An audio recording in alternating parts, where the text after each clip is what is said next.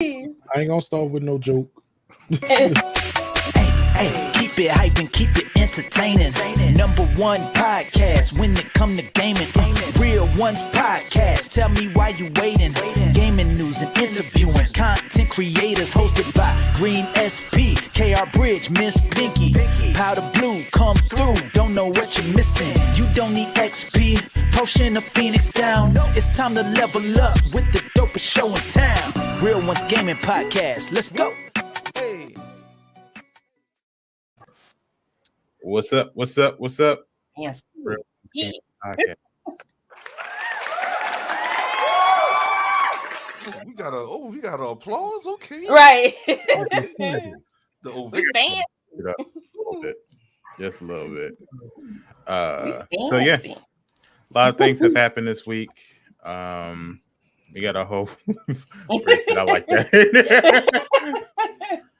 A lot of things happened this week. So we're gonna get into it. But first, how's everybody week been?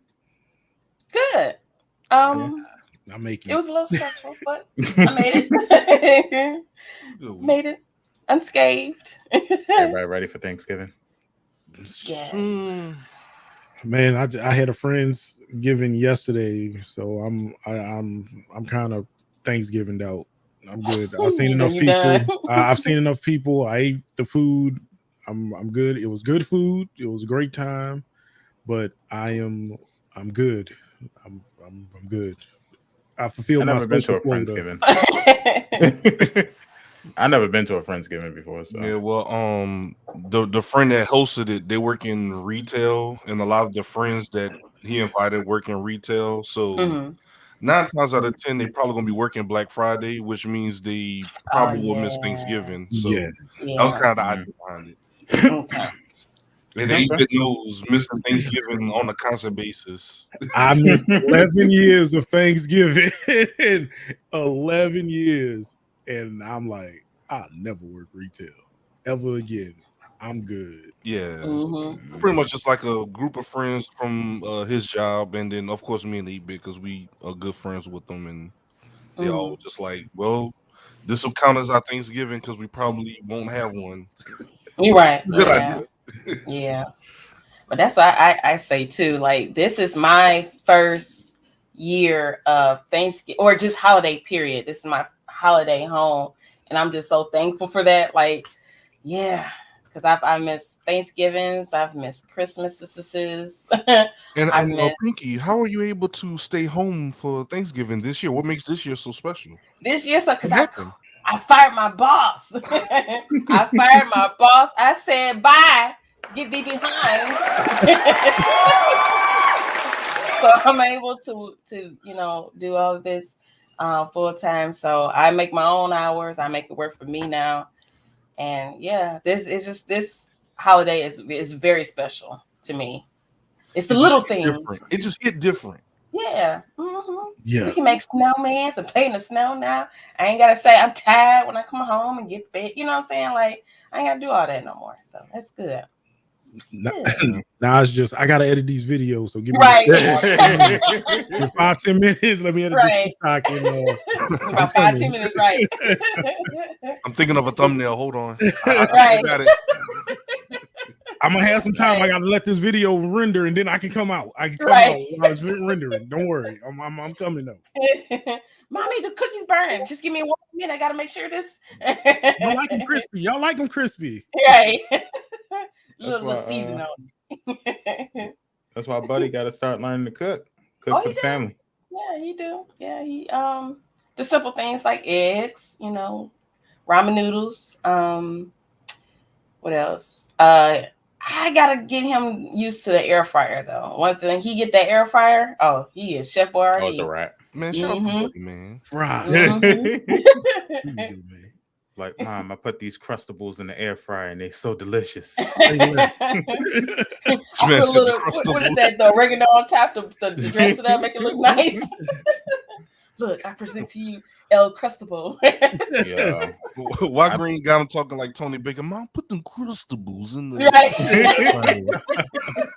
I'll put the crustables in the air fryer, Mom. Right. It was hidden.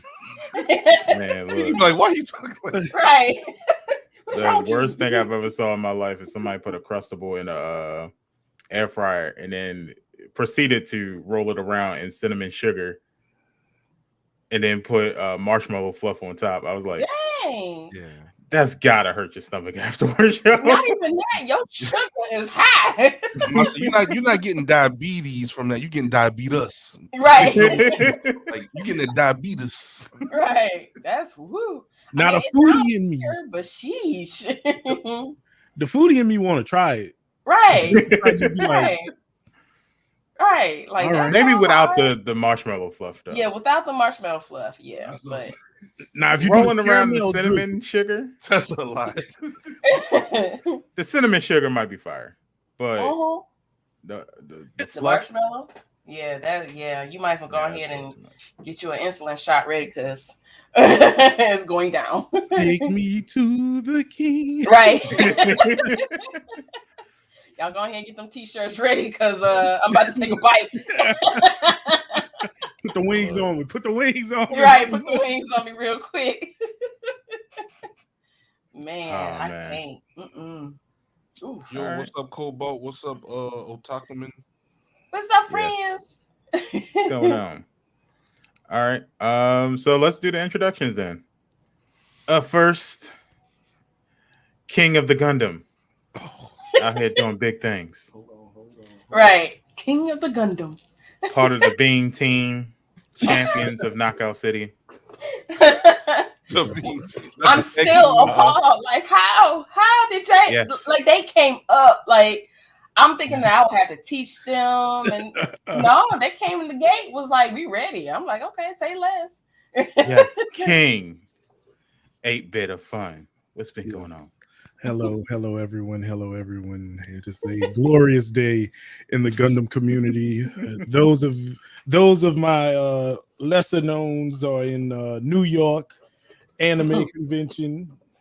Sadly, I am not allowed to go to one New York City as it is plagued and infested with the vid-19.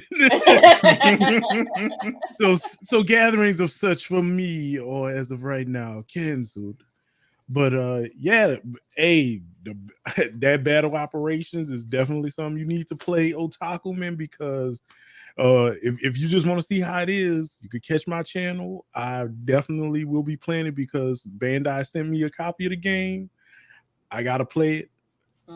So it's something that is a sight to behold. But I've been good.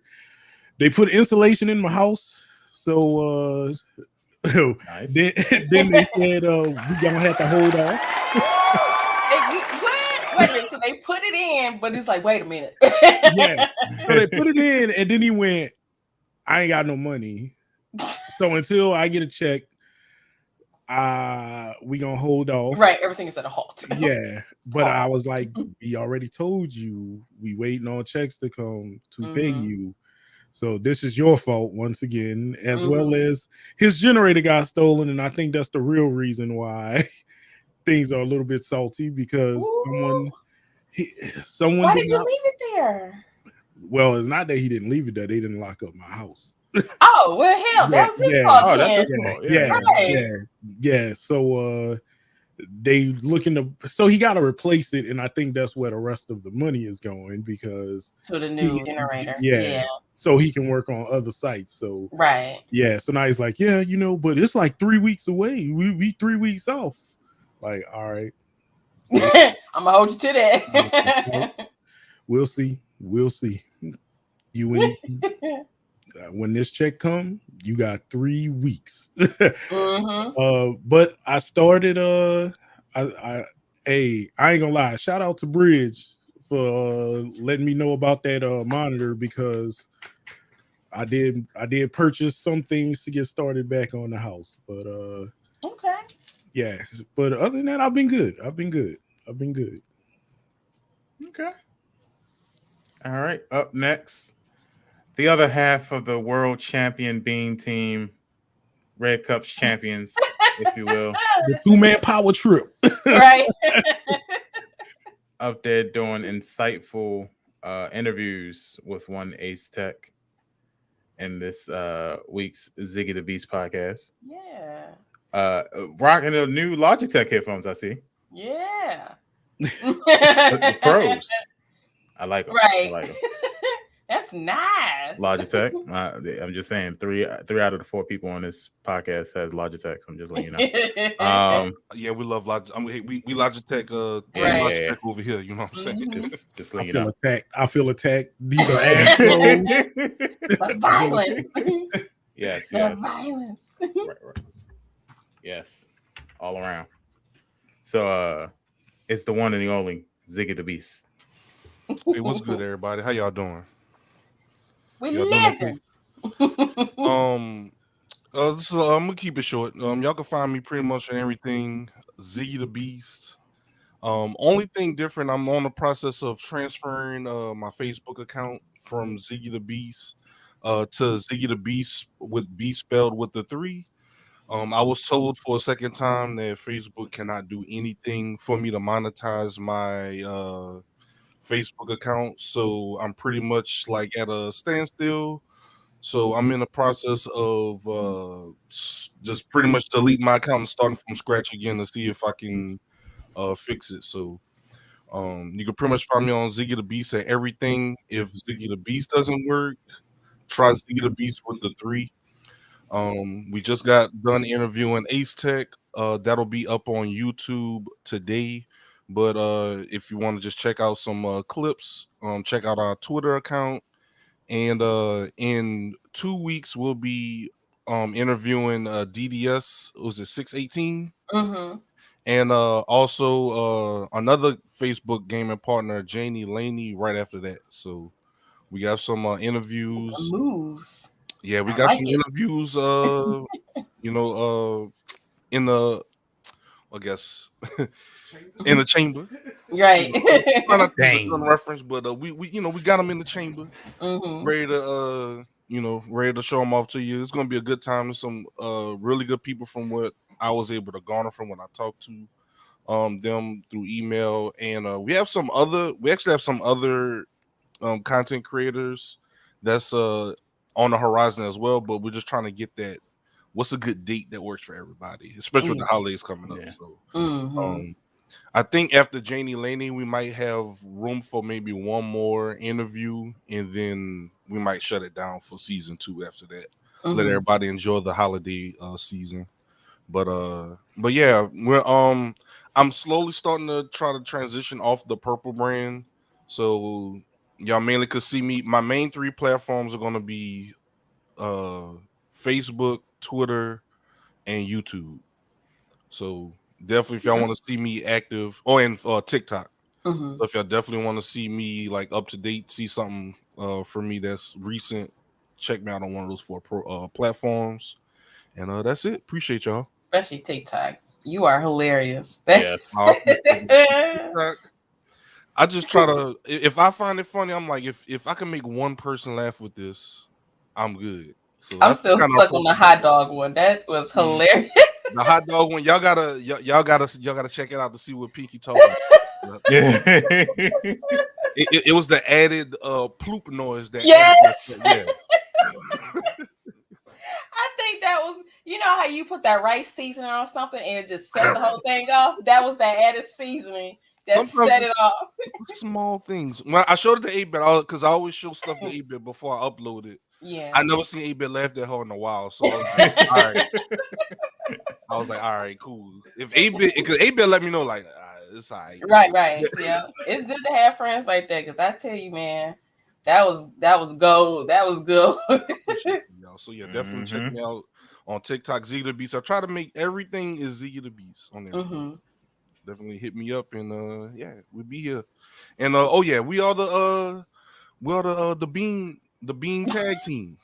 You know, if you don't know, if you know, you know. If you was there, you was there. But if you don't want to understand why me and 8-Bit call ourselves the bean tag team, the greatest bean tag team of all time, the 2-man bean power trip. you gotta catch episode. Was it 4? 4. Oh, yeah, 4. Red Cups and Games. You gotta go back and watch it. I'm sorry. Yes. You know, it's too long of an explanation to let y'all know why, but you gotta. So we got the VOD up and we got the highlights up too. So if you want to, if you don't, kind of short for time, we got the highlights up. So the highlights is hilarious in itself too. So y'all go ahead and go to Miss Pinky 313 channel. You'll see under videos. It's right there. You can't miss it. and then you'll understand everything after you watch that. Right. Appreciate y'all. All right, and as you guys know, I'm fully dressed today. Behold the king, the king of kings. Yes, I am a Green SP, champion of Uno, Lord of the Draw 4, Master Lord of the all Draw things 4. reversed. Yes. You can check me out on Facebook Gaming, fb.gg R1G Green SP. You can also check me out on TikTok, Green SP R1G, and all of those things. And I've been pretty much just chilling. So that's it. But the reason why, what's the name, didn't you? Your video. Oh yeah. Well, we'll talk about that later because we gotta talk about. Right. Yeah, you're right. How Animal Crossing been? It's crossing. Don't do that. You remember when we interviewed Green and you mentioned Animal Crossing? Yeah. All right, I saw it. That's what I was like. How Animal Crossing been? How's going for you? I've been trying to get back into it because people like Paul, Tig, Pinky, and Bridge, they've been like, you need to just give it a shot. So I've been giving it a shot. I said no because he ain't gonna touch it. No, I know my vices. I did though. I did. I'm getting far. I got Isabel and stuff like that. Hey, wait, what? That's how you feel me? You feel me? Yeah. You feel me? That's what I said. I'm gonna just let him. Okay, mind you though, I haven't been. I bought it in January, and I haven't played it since January, and I just picked it up like 2 weeks ago. Okay, all right. So I've been on it. I've been doing my villages. So I think I got a pretty cool cast of villagers. So, one day I'm gonna invite y'all when I don't have these roaches. But exterminate first, clean up a little bit. Yeah, I gotta get an island straight. Like I just got flowers everywhere to get my 5 stars, and I'm invite y'all one day. Flower here, flower there, flower here. You gotta put trees on the island too in order to get your 5 stars. It got trees. And last but not least, I try to switch it up every once in a while. I went ahead and took the Popeye song off of my stream deck so she doesn't have to worry about it.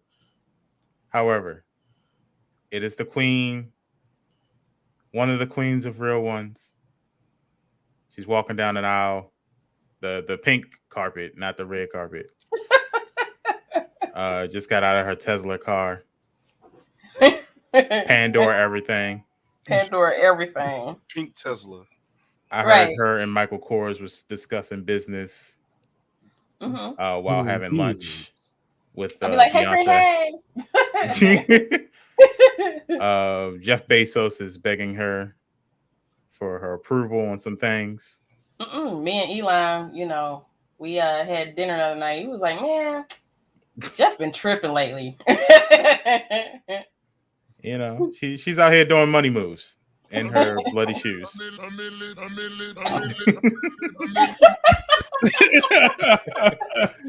You dig. It's the one, the only, Miss Pinky 313.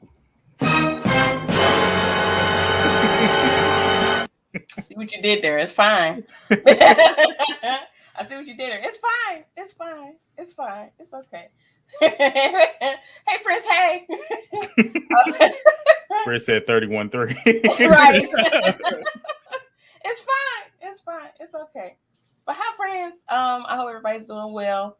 Not too much is going on. I did have my very first editorial live this past week from Voyage, Michigan. So that was my first time. I was like, this is nice. And it took off. And I'm happy. Especially here in the city. Now everybody kind of know my name now. They know me as Queen Pinky. Now they know me as Gamer Pinky now. So that's kind of dope.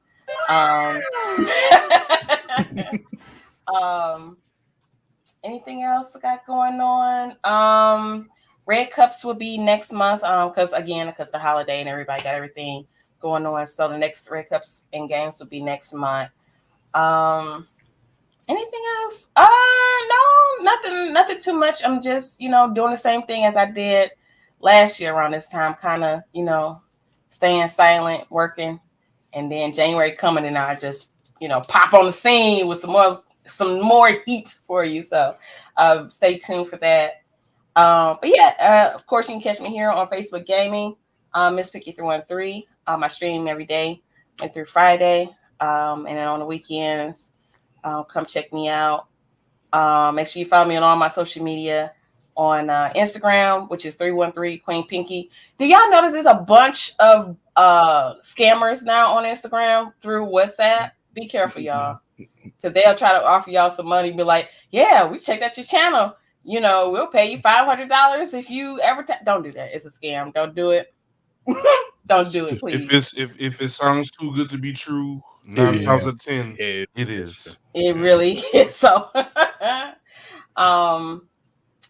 check out my TikTok, which is Miss Pinky 313 there. Let me see. I'm missing something else. Twitter, Miss Pinky 313 play _ there. Good news too. I almost forgot. So I recently became a Epic supporter. What is it? Epic Games support creator partner. Yeah. So I'm a partnered with Epic Games again. Nice. So that's good. You out here with epicness. Right. Yeah. So I'm just a partner with I need some free games. Why we just throwing that out there like it's just y'all went to the Dollar Tree today? The bucket steaks. We low-key had beef, and now we ain't got no beef, so we straight now. So everything. They got no beef because they gave her money. Hey, it's like, here's this check, and she's like, "Oh, you are the nicest. Thank you." I don't see what the problem is. Right. Hey, like I said on my Twitter, I am not a salesman. I am a businesswoman. So, yeah. So, how many V-Bucks can I get for free? For free? For free. You don't even play Fortnite. You and my sister, so I need. You don't even play Fortnite. I play it for free. For free V-Bucks? Yeah, you're playing for free. Yeah, I play. Hey, look. So I'm gonna need to get put in the game. I'm gonna need you. Yeah. I just need one voice audition, and I'm good. I mean, can we get like a custom skin of Real Ones Gaming hoodies placed on? That'd be dope. That'd be dope. Work your magic. You know what this truly means, though, right, Green? What?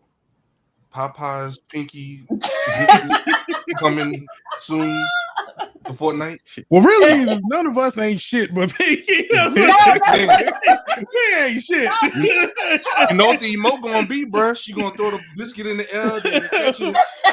Right, and choke out, right? Yeah, that's the hey. She working with Meg the Stallion to get her in Fortnite. Like, let me hey Meg, let me but no, it's a dope thing. I don't want to downplay it or anything like that. It's just I'm being humble about it, I guess you could say, because everything can be snatched from you in a minute. So we ain't being humble. Hey, can we get a W in chat for Pinky? I'm letting all these companies know. Endorsements and sponsorships and stuff like that. She don't want to brag, but we gonna do it for her. Yeah, exactly. Some W's in chat for Pinky. Let a company say, "Hey, Green, you're gonna be a partner." I'm telling everybody, I'm better than you. I got partner. He said, "I am better than you. I got it." We understand being humble, but sometimes you just gotta be like, you know what? I'm that. Yeah. You know what I'm saying? I did that for Pandora. I did. I'm like, what? Pandora sent me jewelry, okay, and gave me monies. All I need is like Pinky to just get a crown, Pink. If they on Amazon right now. Get one. I might as well give me a crown. Everybody else got one. Hey, look. Right. Like we got them. We got them. I'm gonna have to go ahead and order one then. Get Pandora to give us crowns. Exactly. Right. Like get Pandora to give us crowns. The squad need it. The squad need it. They'll pay for shipping. Right, they'll pay for it. Right. Tig said Pandora is almost where I got my engagement ring, and he probably would have got it from Pandora if they had hired Pinky a little bit sooner. See? Yeah. Yep. Timing is everything. Timing is everything. Yeah, that's true. But yeah, that's all I got. The Real Queens of Real Ones, that took off, and we did our first episode. And it's actually on YouTube right now. So if you guys want to see or listen, is there. And we got some more stuff for y'all, some more heat for y'all coming up. So stay tuned. The Real Queens of Real Ones. And speaking of which, Kings in Gaming as well as Real Queens of Real Ones now have merch. I'm rocking the King one because, I'm a fellow King. And it came out really nice. It did. I must admit, it came out really, really good. Yeah. It came out really nice. So I'll show you guys real quick on the RealOnesGaming shop.com. You guys can get it right now. We have, okay. Let me. It said flashing lights. Flashing lights. Y'all know sometimes it don't work. But this is the Real Queens of Real Ones gear. We have it in hoodies, t-shirts, V-necks. We even have crop tops for those ladies that want a crop top hoodie. We got them. Ladies, I think I might get one. had a dad buy the, you know what I'm saying? I know. Right. let me get one real fast. Get one. Hold on. Let's see. Where's the other one? Oh, that's the same one. Okay. And then we also have the Kings and Gaming hoodie. We have those in t-shirts, hoodies. I'm thinking about doing the sweatpants too because they kind of look hot.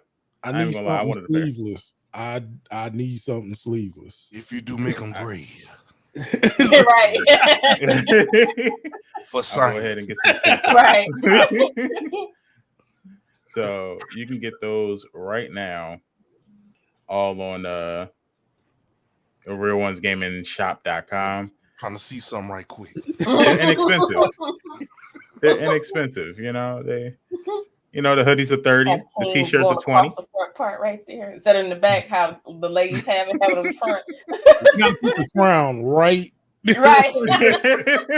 The crown placement have to be on point. Right. Hey, look. Everything got to keep PG-13. You done killed Ziggy. I'm laughing at Boggs. He's been saying that from the beginning. Yes, he has. Oh, man. We'll let Trojan have that. We on the rise. Right. No, we'll let Trojan have that. They got that.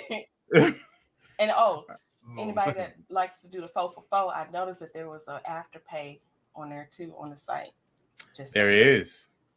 You can get all of your Real Ones Gaming merchandise on for the low 4 payments.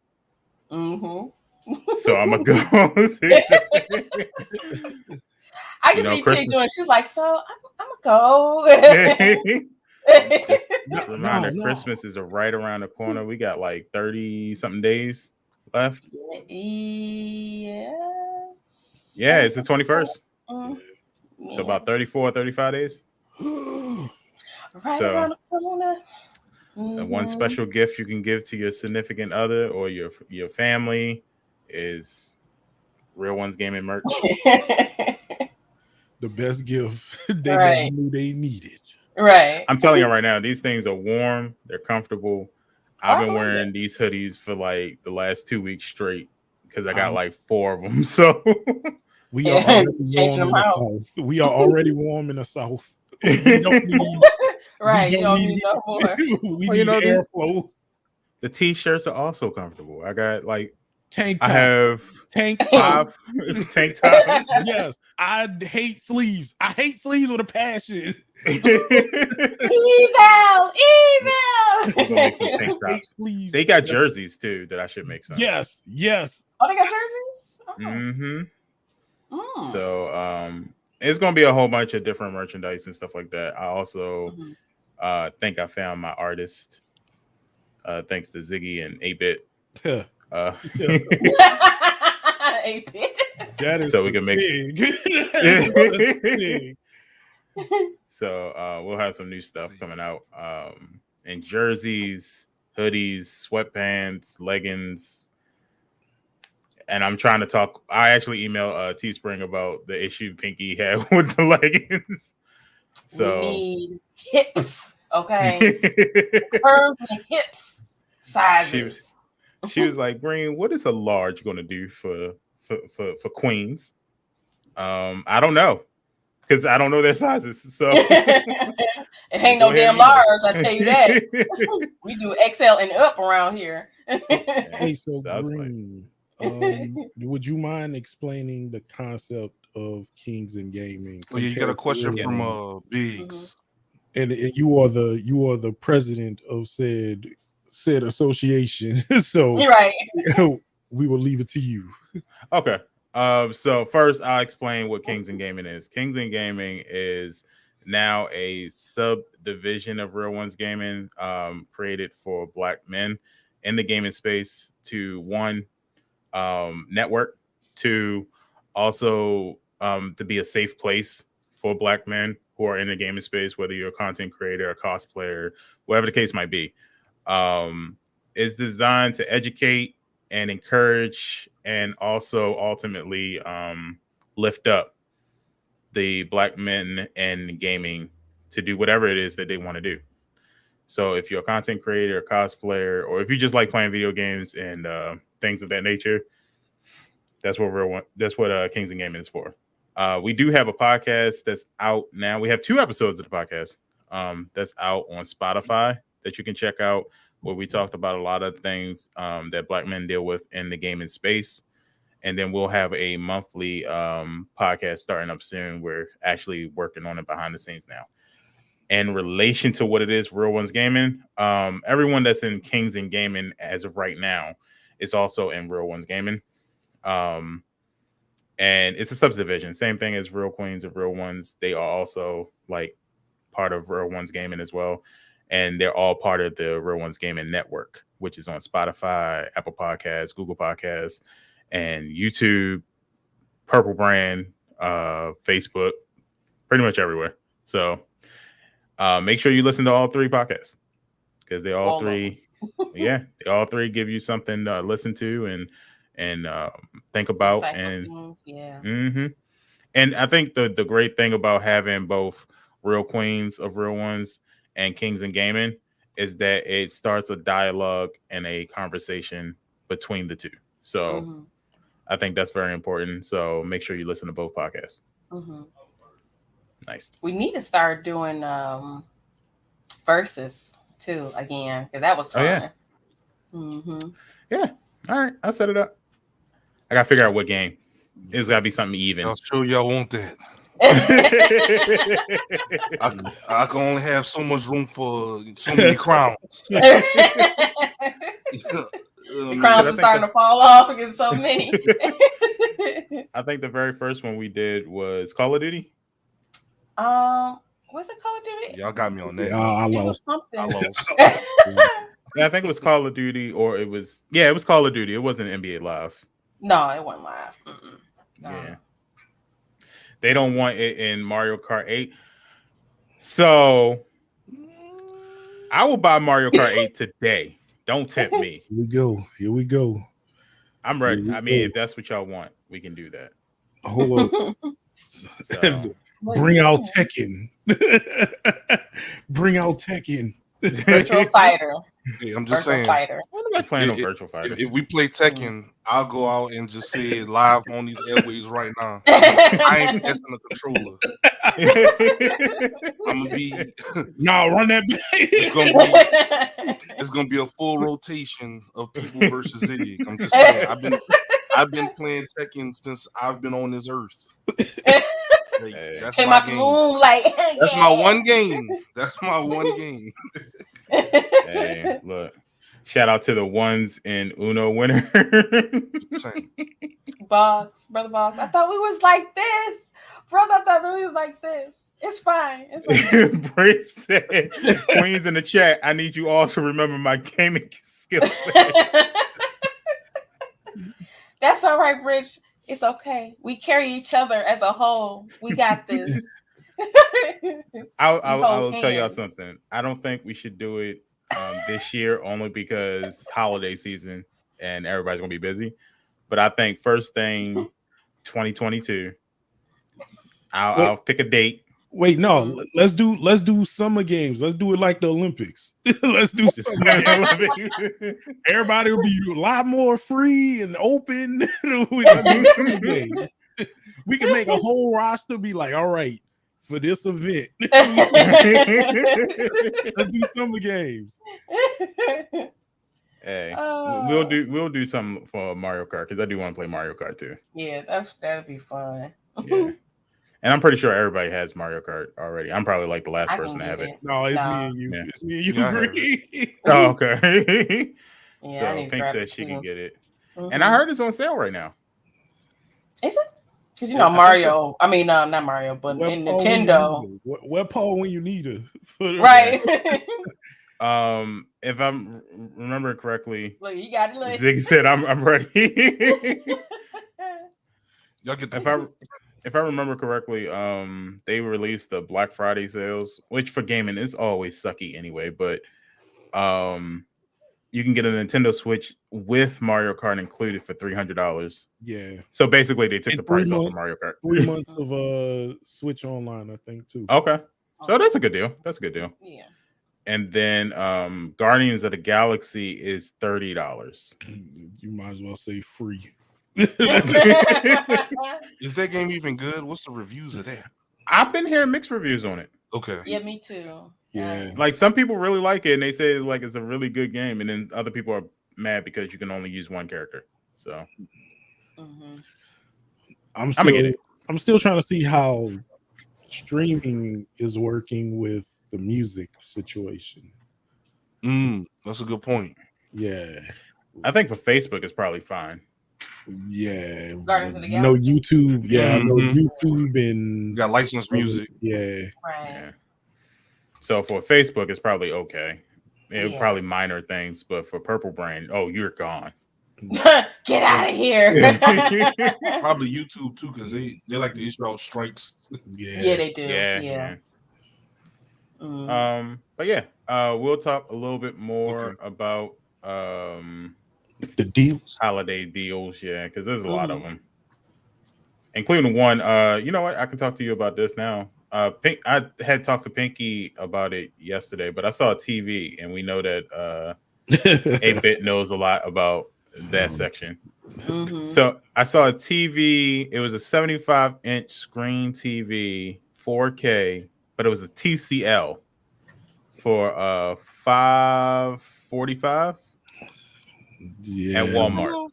I told him don't get it. I told him that sound fishy, and I told him that he should wait until the No, summer. you know what? The No, model, it wasn't Walmart. That wasn't one. It was at GameStop. It was for $500. Cause TCLs are okay. It just depends on what model. Yeah. And I was like, I got it. I see it. TCL 75-inch. They got one for you said $749 or was it $5? One was $5, so it might have been a 65-inch then that I was thinking about. What you think of that model though, 8-Bit? Yeah. See, I was like, nah, I don't think. Well, what are you going to use it for? I think that might. Is it like the main? To replace the TV in the living room. I've had the TV in the living room since I was 21, and I'm 33 now. So this is going to be his main TV in the living room. I wouldn't do that. Yeah, nothing for gaming, but yeah. If that now, because you'll have people over to entertain and stuff, right? No. I mean, but okay. Well, I'm sorry. Y'all be in the living room, right? Having family time, watching movies and stuff. So you would want that TV to be a really nice TV. Okay. Yeah. So if you're going to do one, like if you gotta pick one, I say go with the Best Buy TCL. It is $449. It's 65-inch, but it's Android TV, which is way better than the Roku TV that you will get. Hey, I second it. Yeah, like if you have to get one, go with that one. Well, the thing is that we really don't need all of the applications because we got Xfinity. So all of our applications are in Xfinity automatically. Because you said you were going to use Roku anyway, so.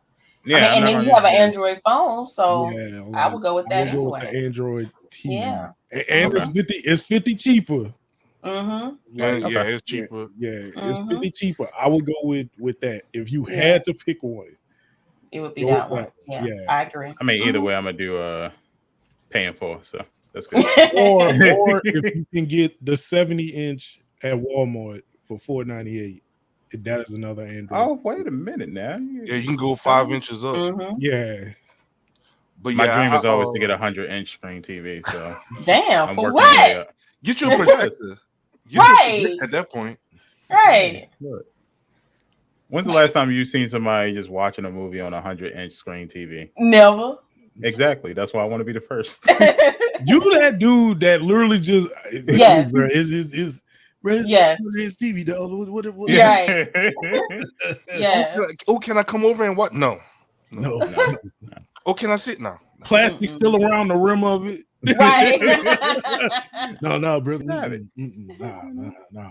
Imagine playing Call of Duty on a 100-inch screen TV. I'm not gonna play Call of Duty on 100. Do you know the latency on that? Hell no. I tried it one time. I threw that shit. Oh no. I'm gonna go back in my room. Just ain't response time 3 right seconds to be like, hey, it's worth the try. Nah, man. I did see they had smart monitors now. I didn't even know they made those. Oh yes. Whoo, Samsung. That thing be thanging though. That thing be thanging though. So, Christmas around the corner, and people are trying to ask me what I want for Christmas. A smart monitor. I can use one of those. No, bro, just get the 49-inch, bro. Get the 49-inch curve. Man, that's the time you get the Oculus. Tell me you want an Oculus. Well, no, it's not that I can't get the Oculus. It's that every time I order it, they say they ran out, so they give me my money back. I know you could. I know you don't have a problem ordering it, but if someone else is offering what you want, like I was trying to buy Oculus. You try. Yeah, all right. Actually, Vive Pro. Right. Can I get the Vive Pro too? Yeah, I'll try. We steadily trying to make sure our Christmases are big in abundance of gifts, but I still got to send out everything to everybody else for some reason. So you have to. That's my wife is like, we gotta give everybody gifts. Common courtesy. You'll get these dollar store Christmas cards and be happy. Goddamn. Hey, nothing wrong with a card. And I said, what you said? My well wishes. Hey, Green. Remember we talked about NFTs. This the time you do it.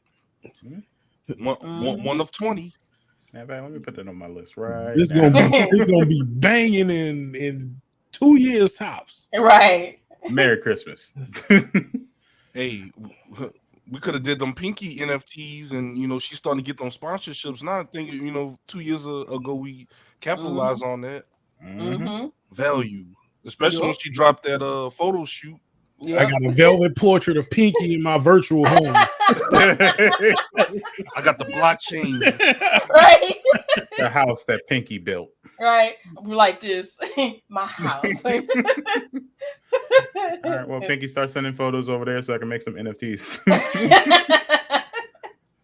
I got $5 because I got some new Jordans. So I actually wore them last night. So I want to do another curves and kicks with those shoes. Yeah. Pinky about to shut the internet down. I heard from her herself. She said they was coming out, bro. Right. I'm just waiting. Her husband gonna be like, now I let you do the first one. You just did it. You got to slow down. Did it. No, right. Let's wait 2-3 years, and he gonna be in all the pictures. Just yeah, this mine. Head out the side. Right. What are you looking at? Like, what's that little dot way in the background? They zoom in. Right, it's him like right. With his bath shirt on. Called him in 4K. Right. Make sure you wear your wedding ring in all these photos. Just to make sure. Just to let them know. But speaking of things that you can purchase, this month's free games. If it's free.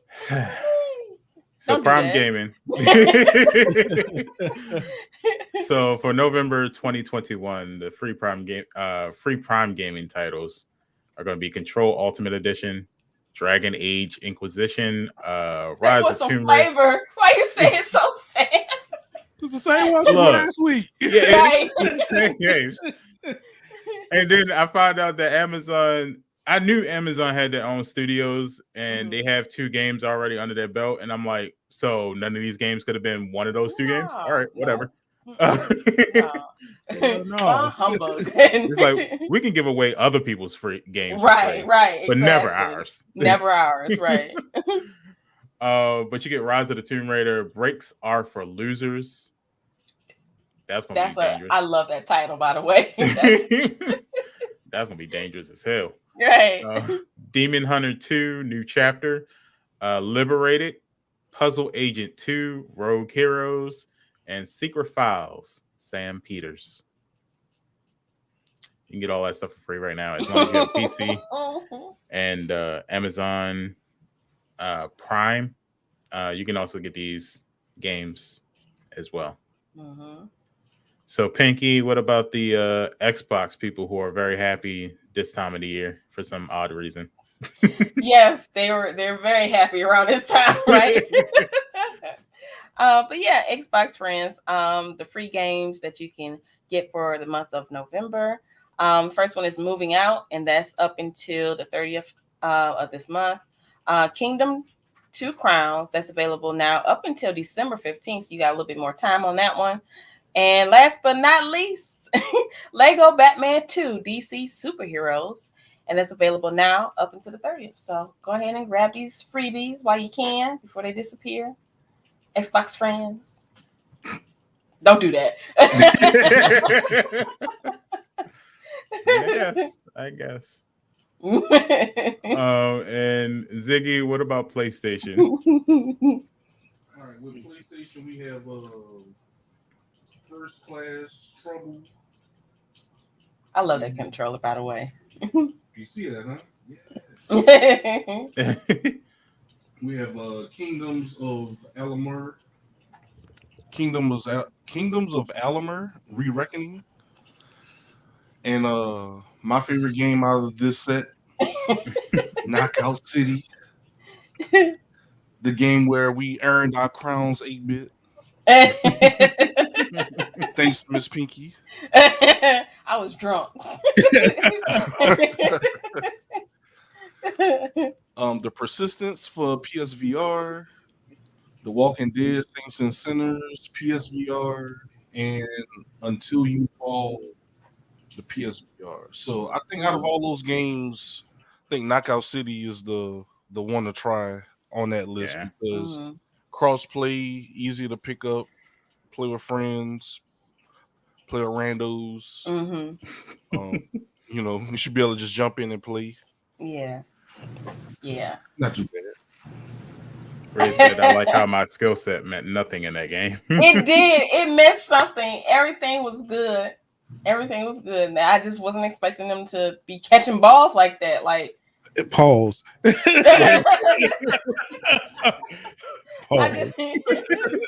just, but no, because one, if you're not familiar with the Knockout City, there's this ball. It's what is it called? The multi-ball. Multi-ball. And I even seen it in 4K. Bridge threw 3 balls at 8-bit, and he caught them behind each other, and I'm like, he caught all of those? How? First day on the job. Yeah, I'm like, dang. No, it was when Right. Pinky was mad when I caught that sniper ball. Yes. Pinky went, ain't no fucking way. I powered it up and everything. I'm like, yeah, he ain't gonna catch this. And I threw that bitch. He was like, poof. I was like, how? and then threw it right back at me. The 8-bit was keeping them busy, and then I just kind of sneak from behind. Yes. Over the top. Yeah. Kobe. Yeah. Because I'll catch 8-bit and all you hear is doof. I'm like, how? Where did you come from? Like I said, y'all have to catch the episode. That was fun. That was a good one. It was good. Yes. Yes. Make sure y'all check that episode out now. Clip highlights and full episode, right? Mm-hmm. Yep. Mm-hmm. All right. Last thing, Green. Since we're talking about free games, I think now would be a good time to drop a free game in chat. Yes. I have a code for Kingdom Come Deliverance. I don't know if anyone is interested in that game, but I have a free code for it. What is it on? It is on Steam. Good that question. That way they could be ready. Right. Get your Steam up, be ready. Y'all. It's the Steam. London somewhere lurking, waiting for that code too. Like, free game, don't mind me. Right. And I'll have another code towards the middle end of the show. I have one more code. All right, y'all get ready. 1, 2. Oh, it didn't. There go Facebook. I was like, oh no. I didn't throw you away like trash, Bridge. I would never do that. So, people on YouTube, Purple Brand, and Facebook, there's your chance. That link is right there. First come, first serve. All we ask is that you say where you got the game from and tag Real Ones Gaming on your preferred social media platform.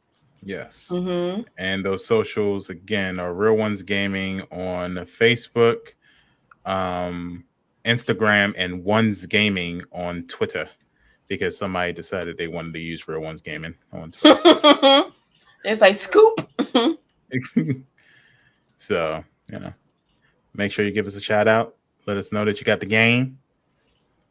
And we're on to our first story. One I'm pretty sure we expected. But in regards to the Activision Blizzard debacle that happened this year, Microsoft's Xbox boss, Phil Spencer, has come out and told his staff that he's deeply troubled by the actions of Activision and Blizzard. I bet. And on top of that, Sony PlayStation boss Jim Ryan pretty much said the same thing as well. So he's highly upset at the stuff that's going on. They finally got to a spot where it was like, hey, we can actually talk about this, and the lawyers are ready. Yay! Whoo! Y'all about to be uninvited to a bunch of events. Right. This is the case. Yeah, because Xbox been chasing Blizzard for a while now, and they were actually deeply in a deal with Activision for a while for the Call of Duty stuff. And PlayStation is now currently in a deal with Activision for Call of Duty stuff. Well, I don't think they still got it anymore. I thought they still had all the first DLC stuff. I think so. I don't know. Did they do it this year? Because I didn't hear about it. I know that PlayStation got first dibs on the alpha, or is it alpha beta? One of those. Yeah, it was the alpha, but I didn't hear about if they're doing it for the map release. Oh yeah, the map release. I'm not sure, but I'm pretty sure it's something going on where they got first dibs still. Yeah. All right. Well, PlayStation's still in deals with Activision, and they're saying the same thing. They're deeply troubled. So that's some other news. But then there was a report that came out to say that Activision actually took quite a few years to fire somebody who was signing emails as 1-800 all COCK. Still wild to me. So if you were a woman there and receiving emails from this guy, you were getting emails from 1-800 full chub, all COCK, full chub, which is wild. Yeah, like no one, like you gotta. We have. You know how we are about typos. Like, yeah, you got a typo there. Like, we can talk about typos, small typos and stuff, but we can't talk about 1-800. Yo, Steve. That's wild. According to the report from Kotaku, Activision reportedly didn't take action regarding the email signature until it received a complaint about it just this past summer. At which point it fired the employee after a month-long investigation. So he got a couple years plus an extra month. The fact that was probably forwarded to HR multiple times, like, hey, Sharon, do you mind? Just, you know what I'm saying? He probably have sent emails to HR signed 1-800 all COCK. Yes. And said, yeah, just to let you know, I need to fire this person immediately. Signed, all COCK. Like, you want to do one more afterwards? No, just this one is fine. Yeah. Anything else came across your desk? Yes. No. So, I mean, Activision debacle is still, you know, unraveling. Yeah. Let me see what else it says. They interviewed, according to the podcast that broke the news about this signature stuff. It says the podcast also interviewed a former employee about her time at Sledgehammer Games, which was the maker of the recently released Call of Duty Vanguard. She was hired as a quality assurance analyst in 2016 during the production of Call of Duty WW2. And described the male-dominated workplace as, and this is a quote from her, you've got people who want to basically are very nerdy, want to make a good game, and then you got the gun-loving group because it's Call of Duty. So you're going to attract people who love guns. And then you have got people who are really into fitness. Okay. There's a lot of people who are into fitness, at least at that time at Sledgehammer Games. So there were people who would go into groups and that you would go to the gym and they would just get pumped up. So it's very masculine. So she was saying that the workplace is very masculine. So of course, things like this happens. I don't necessarily agree to the full extent, but I get what she's trying to say. I get what she's saying. I get that, but so if that's the case, I know for a fact I work in a very feminine environment because one, I am the only male in my group. But even then, I feel like I can still talk to them. So that would be more of a you in a toxic environment. Like the workplace is toxic.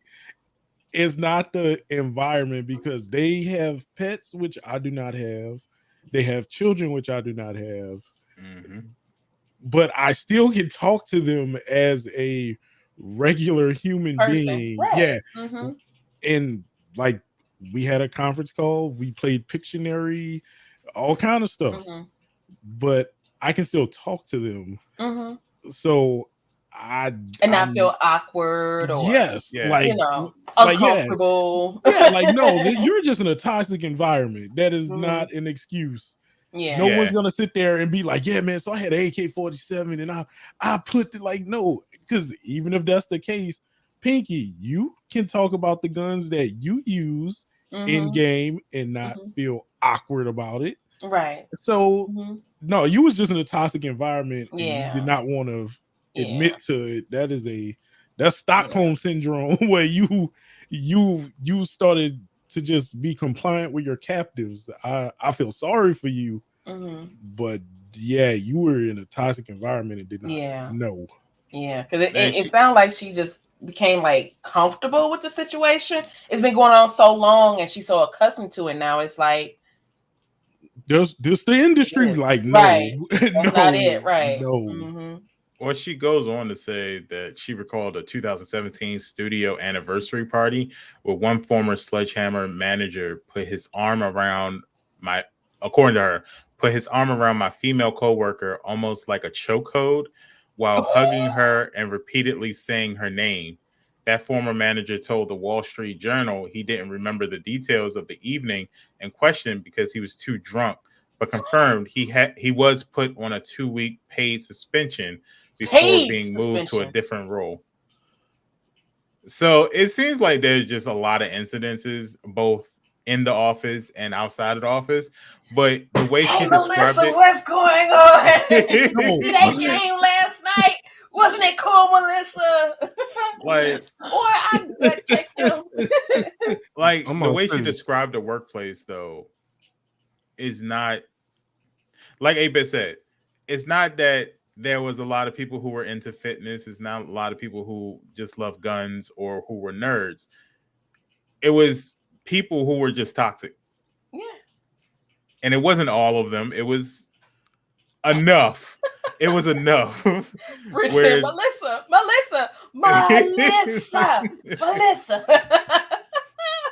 I mean, he was drunk and he can't handle his liquor, which I always said, like at the workplace, like workplaces or business. Yeah, you shouldn't. I've always said like alcohol and work don't mix. Don't ever mix.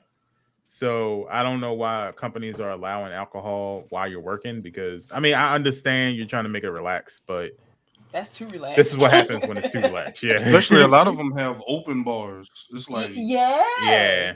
Look, everybody gets one little drink. That's it. Here's your ticket. Let it be wine or a cooler. Here's your wine cooler, your Smirnoff. Have a good day. No, they let them people drink in hopes of the partners and the people who you need to be loosened up, let you in on some secrets. That's what that's about. Right. So tell me. Hey, it happened. It happens at the Purple Brain event. Yeah. Hey man, we got some good things coming.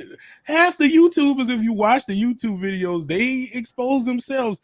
Yeah, so I was at such and such, and they just put this in my bag, sent me on a plane, and just said, "Hey, let us know what you think when you get home." I'll let y'all into something. So I remember when Pinky had first encouraged me to start streaming. One of my goals was to go to TwitchCon.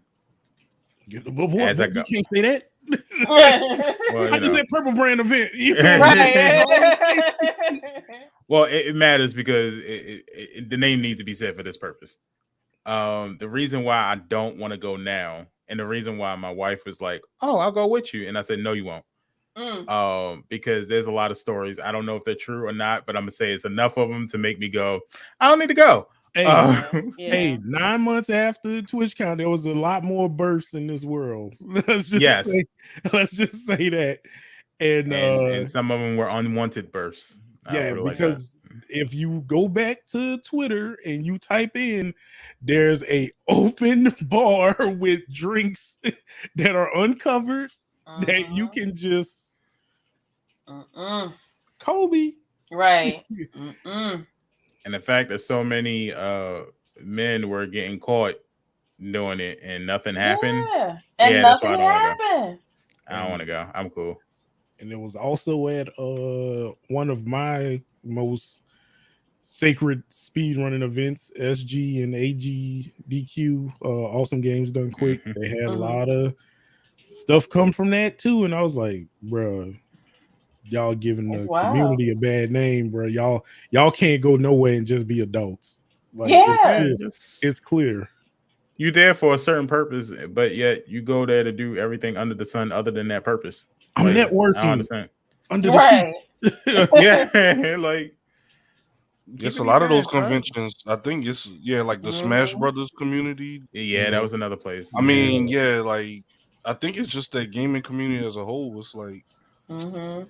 I think do you think it's because we talk to each other so much virtually that when you finally get in person with these people, that it's like I'm not ready be to excused. Yeah. I'm not ready to rip nobody clothes off. Like, yeah, God, Yeah, no. Gainer 3389. Like, what is this? Like, I think it's because the gaming why they community so horny. Right. I think it's because the gaming community as a whole. We gotta remember, like back in the day, it was a strong gatekeeping community. We had a lot of gatekeepers. And now we don't have it. We don't have it as much as we used to. So like anybody, it can come in and just be a gamer without us like knowing who you are, where you've been, what do you like, what personal information we know of you. Like I can say, oh, I know Ziggy's personality, I know 8-Bit's personality, I know Pinky's personality. I wouldn't care if any one of those three people came to my house because I trust them and I know who they are, even though, you know, 2 out of the 3 haven't met face to face. But in the gaming community, it's not like that.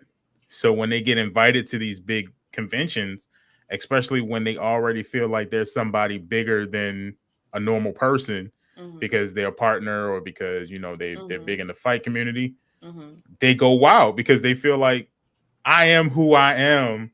You should worship me. And if you don't, they just feel like they can just take whatever they want. That is a good point, Green. That So, guy was it, give it to me. Let's go. Right. So whenever somebody says we don't have we don't need gatekeeping, I said, we kind of do. We kind of do. I wouldn't say gatekeeping. Yeah. We need regulations. Yeah. I would like to say, regulations. We need regulations. And no gatekeeping. Held accountable and regulations. That is all we need. We are good. Because people are just going wild. Yeah. Like, people going people. Right. People going people. Right. And then whenever you see the people who do the violations, you're like, you look like somebody who would. Y'all can tell. You see the frame room? Do you see the frame room? Right. I don't like judging people by the way they look, but yeah, you look like somebody who would. Description. You fit the description. I'm gonna tell you a term that was told to me a lot of times. You fit the description. Right. You just look like you did it. When we meet up at PAX, I'm gonna be like, friends, hey, friend, hey. Like, nah, I don't know. Just I'm not surprised. Yeah. Once they said like Activision was going around having like cubicle hops, like it was bar hops, and just motorboating people just out the blue, I was like, that's what you're doing with? This is weird, dog. Like to this day, I can't imagine sitting at my, you know what I'm saying? Like, because I worked at, you know, a call center before. So I can't imagine I'm sitting talking to, you know, a doctor or whoever on, you know what I'm saying? And all of a sudden Mark come up and be like, hey, Pinky. Like, if you don't, what? You would die. Dude. Like, you would get killed by Pinky. And then once Pinky goes home and tells David what happened, you know, you will go missing. Right. Can you imagine the amount of like significant others that are like, didn't you work there?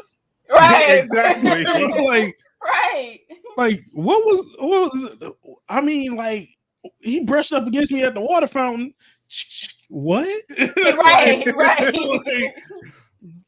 Like, yeah, that's just what Kevin did. He didn't have good hand-eye coordination, so he would casually reach not hand-eye coordination, slap us on the thighs and like. No, that's not okay.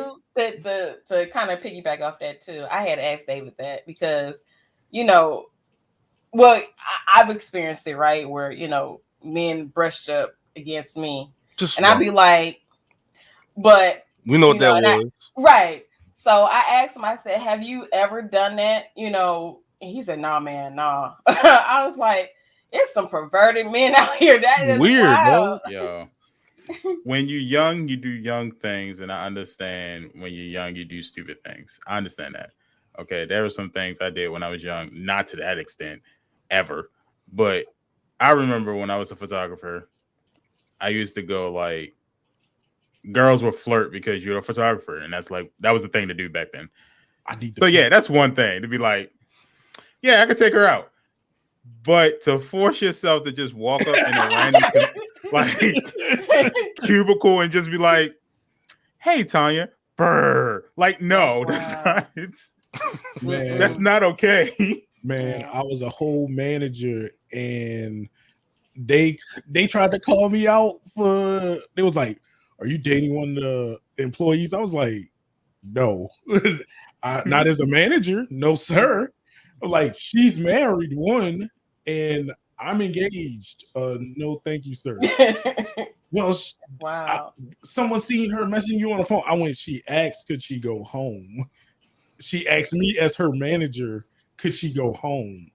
And I said, if you can get someone to cover the rest of your shift, yes, I will let you go home. Other than that, cover your shift. I thought we meant cover. Oh, we thought they wanted me out of there so bad. Where every week it was, what are you doing? I was like, I'm the only black manager here. All right. Yeah. See, that's good. That's a good point, because I would say people who do stupid stuff like this, especially Activision, they make it so 20 years harder for men who are actually doing nothing wrong for them to just be like, we know you're not doing this kind of assaulting thing, but we're going to say it and everyone's going to believe it.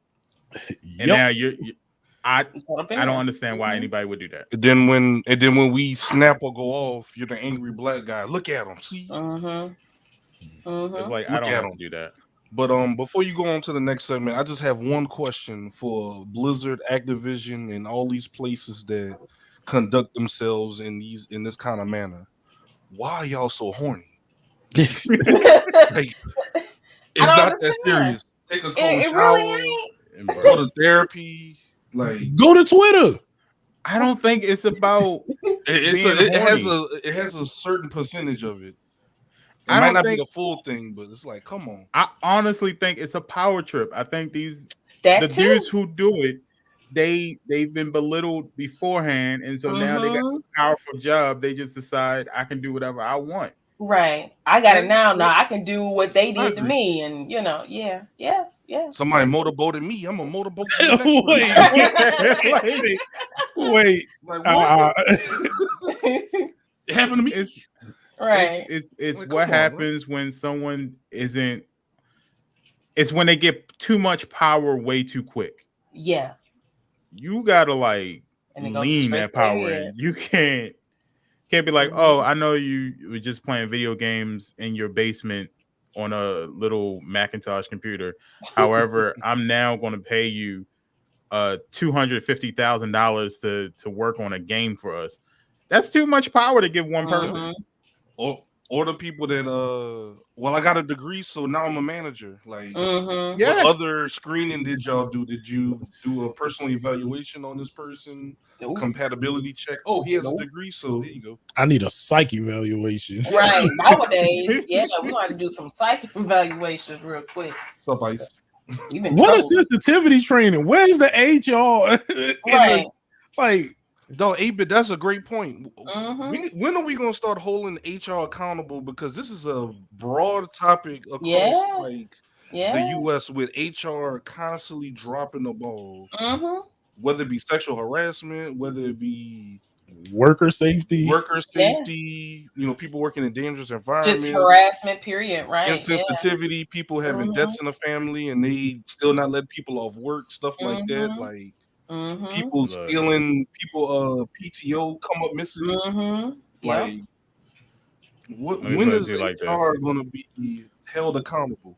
That's exactly HR right. will never be held accountable because some companies view HR as above the company, and therefore they view HR as their boss, so they don't say nothing against HR. Mm-hmm. However, HR works for the company. I don't care what HR tells y'all, because I've been at plenty of companies where HR would literally sit there and tell new hires, yeah, you know, HR is not really part of the company. We're really hired. We're paid by the company to manage the company. No, they work for the company. If you do something bad and it makes the company looks bad, they will fire you. That's what happened with me. When I told y'all the story about the white lady that when I had cut all my hair off again. I was skinned, right? So one day I had hair, next day I didn't have it. And it shocked her for some reason. And she came and patted my hair like I was a dog. Oh, I went off. I was like, oh, she touched my hair. I gotta let me go talk to HR. I said, I feel so threatened. This white violated my head. Yeah, I went off just like they do us. I did to her. She retired a week later. To me anyway. You in my bubble, like don't come up in my personal space. I am from Detroit. I am from Detroit, and I went to Troy to work. And Troy is where what we call rich white folk, have their businesses, they live and stuff like that. So if I'm coming to your area, your space, and you disrespect me, I'm going off, but I'm going to go off professionally. I'm not going to be the ghetto black woman that they want me to be. I'm going to do it professional, just the way you do. I'm going to do the same thing. So I didn't over exaggerate, but I did it enough to satisfy them and myself. And she did. She retired a week later. I don't do it, lady. Don't do it. Yeah, but even that is like, that's giving them too much. Like HR should have fired them on the spot. That was assault. Right. Yeah. Like, what are you doing? Was. I did. I laid it on thick. Y'all, I did. I laid it on thick. I was like, I feel she threatened me. She touched my personal space. I don't know. Like I did. I went all in, and they was gonna be like, this. Her oily fingers burned my skin. I'm gonna have a bald spot. This woman know her stuff. Like, you're damn right. I know my stuff. Yes. Now think about it like this. You got your head touched. She got retired. People motorboated women and still working at Activision. Yeah. So at what point can we get a fire from HR? Like, at what point does HR go, you know what? You're fired. That was wrong. Like, no, they're just there to fire us, the workers. I bet if they kicked the dog, it'd been, you're out of here, sir. You're out of here. Right. They pick and choose their vices of what they can do. If it harms the company, like something like what I went through, at that point in time, it could have harmed the company. So they knew what to do, right? If it's, like I said, if it was the other, way around, then yes, I've been fired on the spot. Definitely. If you would have did that to her and she got offended. Yeah. I've been fired on the spot. Look, Margaret, you've been here for quite some time. Let's go ahead and get you retired. You'll still get paid. We'll file a paperwork to get you your full payout. You're only 3 more years to your next one. We're going to bump that up. We'll send it all up. Pinky, I hate to say this to you, but we gotta let you go. We're going to have to let you go. Oh, you can finish the day off. You can finish the day, and we'll. Of course. Right. Finish that day. If you want. But you get the hell about my face. I'm gone. Give me these chips. It'll be okay. They got rid of me. Yeah. If you need anything, if you need a reference, we got you. I'll say this last point, and then we can move on. But I remember in college, because I got my psychology degree, they was telling us how to be HR because that's what I wanted to be at first. The whole thing with HR is HR is supposed to be, we're human resources. We make sure that the human resources on the job are taken care of, and also that they're getting everything that they're legally supposed to get as the rights of an employee. That is their job. What it turned into is, what can we do to screw you, save money, and give it all back to the company that we too work for? So that they can give us bonuses. The bonuses. That's why those HR people are like, attention. Yeah, because one beauty of being in IT is you have access to certain things. I'm like, wow, these people get paid. quite handsomely. Yeah. They always having parties. They always smiling and stuff like that. They never in the office, but they always smiling and stuff like that. Parties. You know what? That's Nice a good point. They are never in the office. They're You never feel in the what I'm saying? office. I could never, like, when I was working for the hospital, I could never, like, get in contact with somebody from the HR, like, because we were assigned people. And my person was never there. It was always the secretary there to tell me they weren't there. She's not in the day. Right, not in the office, whatever it was. They're working from home. Doing? Like, where y'all at? You know? They was working from home before COVID even was thought about. They was working from home. My office was next to the HR lady. I seen her once a week. I seen her Thursday to process day check times. That's the only time I seen her. Mm-hmm. Yep. Hey, look, Never it's wild. And she had two offices. It was like she must be at her other office. I drove to the other office. She's not there. I'm like, oh, we meant the office at her house, right? Her bedroom, if you will. Right. You sleep right now. So for all the HR representatives out there,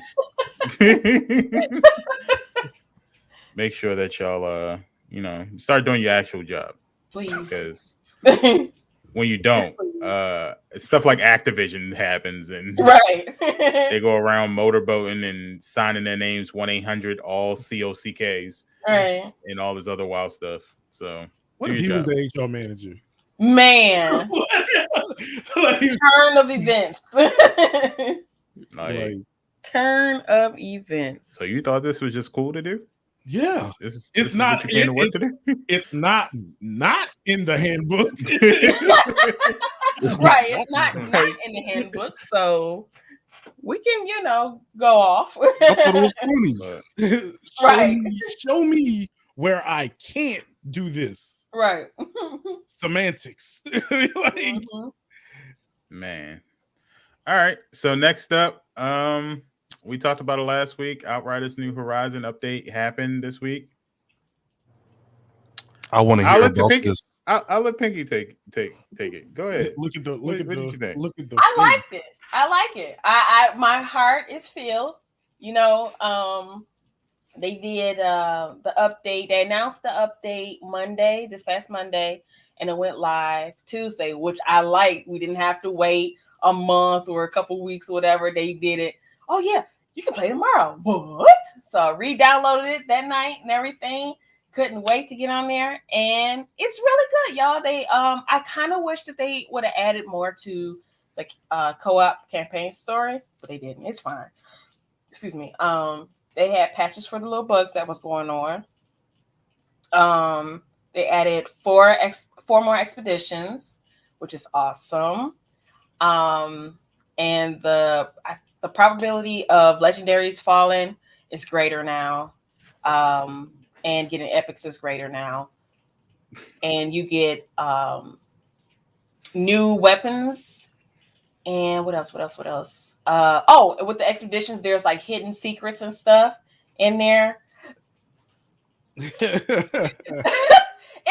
I swear. It's good.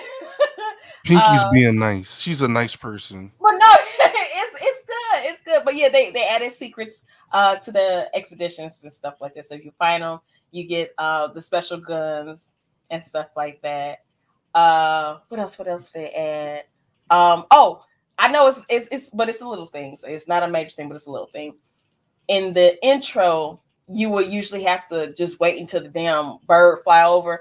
You ain't got to do that no more. You can actually skip it now. So you can skip that scene and get up out of there.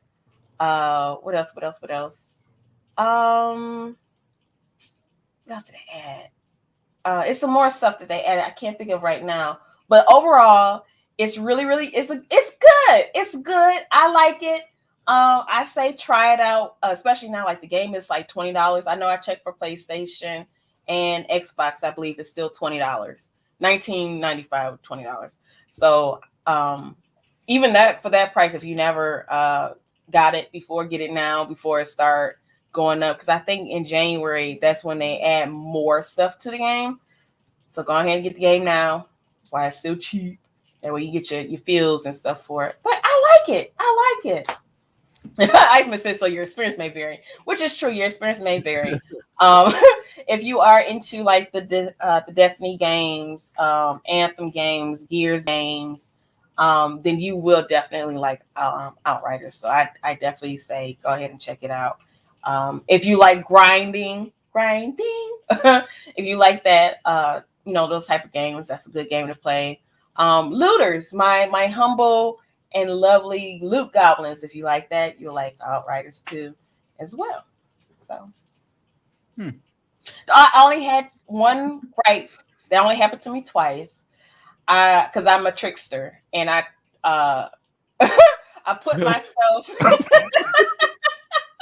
ready. I teleported myself into stairs. I did it. The game didn't do it. I teleported myself into stairs, and I had gotten stuck. However, I was able to get myself out because, again, I have my teleportation. So once the enemy came out, and I was able to teleport to behind that enemy and got myself out the stairs. But I don't even know if they know about that issue. So I didn't say anything about it yet. So because I thought it was just me. Square Enix, the following comments are opinions of Green SP, not Pinky alone. So please do not punish Real Ones Gaming as a whole. But, these are the opinions of only Green SP. Right. I got you, bro. Fair use. So, before I go into this, I did give a full review on my Facebook and gaming channel. The new series called Pandemonium Reviews, Episode 1. Where we tackled Outriders New Horizon. You can go to Facebook right now. It's in the video section. And it'll be on YouTube later today. So when I first started playing Outriders earlier this year, that game was trash. Like I gave it half of a star. Like it was okay because I understood the concept of it. Like I understood that it was supposed to be like this Division, Destiny, Gears of War kind of mashup, and the concept sounds great. It sounds amazing. However, there was like a lot of issues with it. And yes, your experience does vary because Pinky was cool with it, but I was dealing with a lot of issues with it. For instance, and this is when it first came out. I had to like restart the application 2 or 3 times for it to actually start working and I can actually get into a game. There was sometimes when I couldn't connect with a person to play with them. There was a lot of glitches that would freeze the game and I would have to start over. I didn't like the ending of the story. I didn't like the story at all because it was like very boring and dragged out too much. And then some things just didn't make sense. So that was then. This update is okay, but it doesn't fixes all of the problems that there were. So the story is still the story. The end is still the end. However, there are things to do after the end of the game that can be fun. The expeditions are pretty good. I do like those. They are giving you more legendary equipments than they did before. Because I remember I used to play like 6 or 7 missions, and they wouldn't even drop you a purple, yet alone like but a with gold. that, you have to keep playing it. Your level is low, so in order to get those drops, you got to level your levels up. You got to keep playing to level up. Yeah, but that was the thing. Like I felt like some of the greens were even more powerful than the purples at a time too. Mm-hmm. So it was kind of like I don't know what is the logic behind that point, but I was like, all right, whatever. It could be just me. So playing it now, I do get more stuff, better equipment, and I am growing, and it's a lot more fun to play with friends. However, it's still kind of boring if you're playing by yourself. So it is a game that you have to play with your friends. It's okay. It's not the greatest thing ever. I wouldn't pay $60 for it. I would say 30 is a good price. And they're gonna make you pay for the expansion. So yeah, nah. I think the expansion should be free, especially because of all the stuff that's going on. But maybe it's not fair to ask for free stuff. So, whatever, pay for it. I probably won't buy it. So, I would say, like was said earlier, everyone's experience will vary. I'm gonna keep playing it for the time being, just to kind of see if my opinion changes. But as of right now, I'm kind of like in the middle ground. There's moments where I like it, moments where I don't like it, and that's it. Yeah, I was kind of wondering your opinion on it because I know we all remember No Man's Sky, right? And that was pretty bad when it first came out. A lot of promised things that didn't fall through, but they made a complete 180, and it's an awesome game. So I was kind of wondering and actually hoping, even though we give Pinky a hard time, just out of fun, I was kind of hoping that Outriders would do the same thing. Hopefully, this will be or at least the start of a 180 for him, and hopefully, which so far so good. I must say, because even like I said before, it's a good game, and it's still a good game.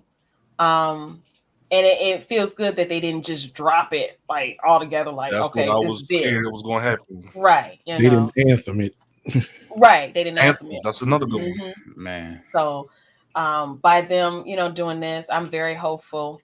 Like I said, and then they're gonna do the DLC drop soon, so I am gonna get it and play it some more and stuff like that. But yeah, like I said before, it's a grind. So as you level up, you get better equipment, you get better guns, you get eventually you'll start getting legendaries and stuff like that. But you got to keep grinding, you got to keep playing so you can level up. And like Green said, like some green weapons would be better than the purples. It's just basically it's letting like, hey, you can get purples now, so you got to keep grinding so you can get a higher purple.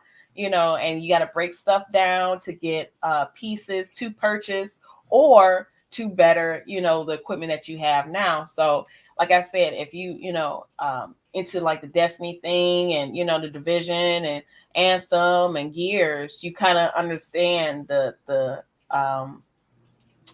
grind. You understand what you got to do in order to get better, weapons and equipment and stuff like that.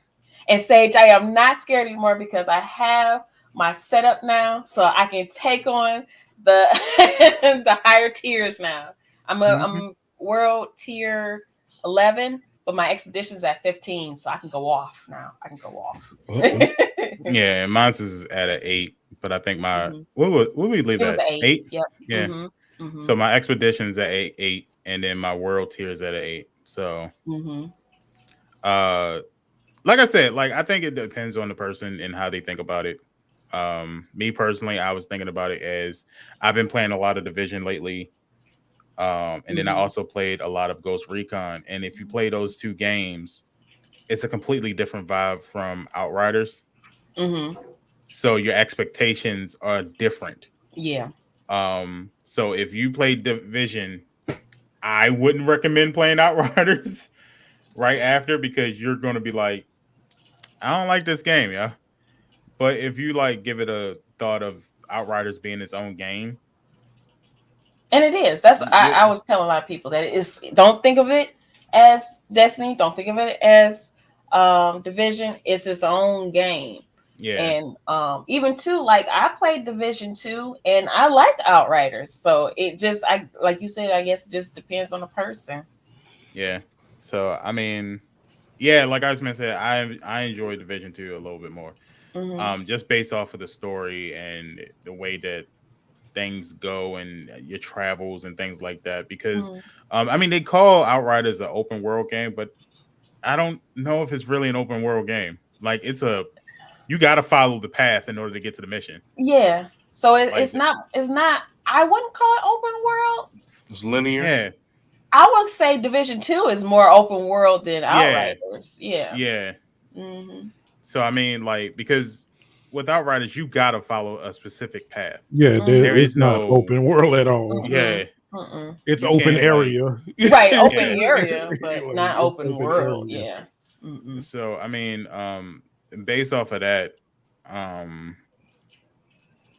and like the story, like I said, and trying to get the right equipment and learn what goes with what power, what mods to have with your guns versus, you know, the equipment that you have. All that stuff is cool. I don't have And a that's the problem with grind too. I like that with the mods and stuff because you get with, especially like with the legendary or the epic and the legendary, you get certain mods. But the thing is, you have to choose which mod you want to swap out because you can't do both.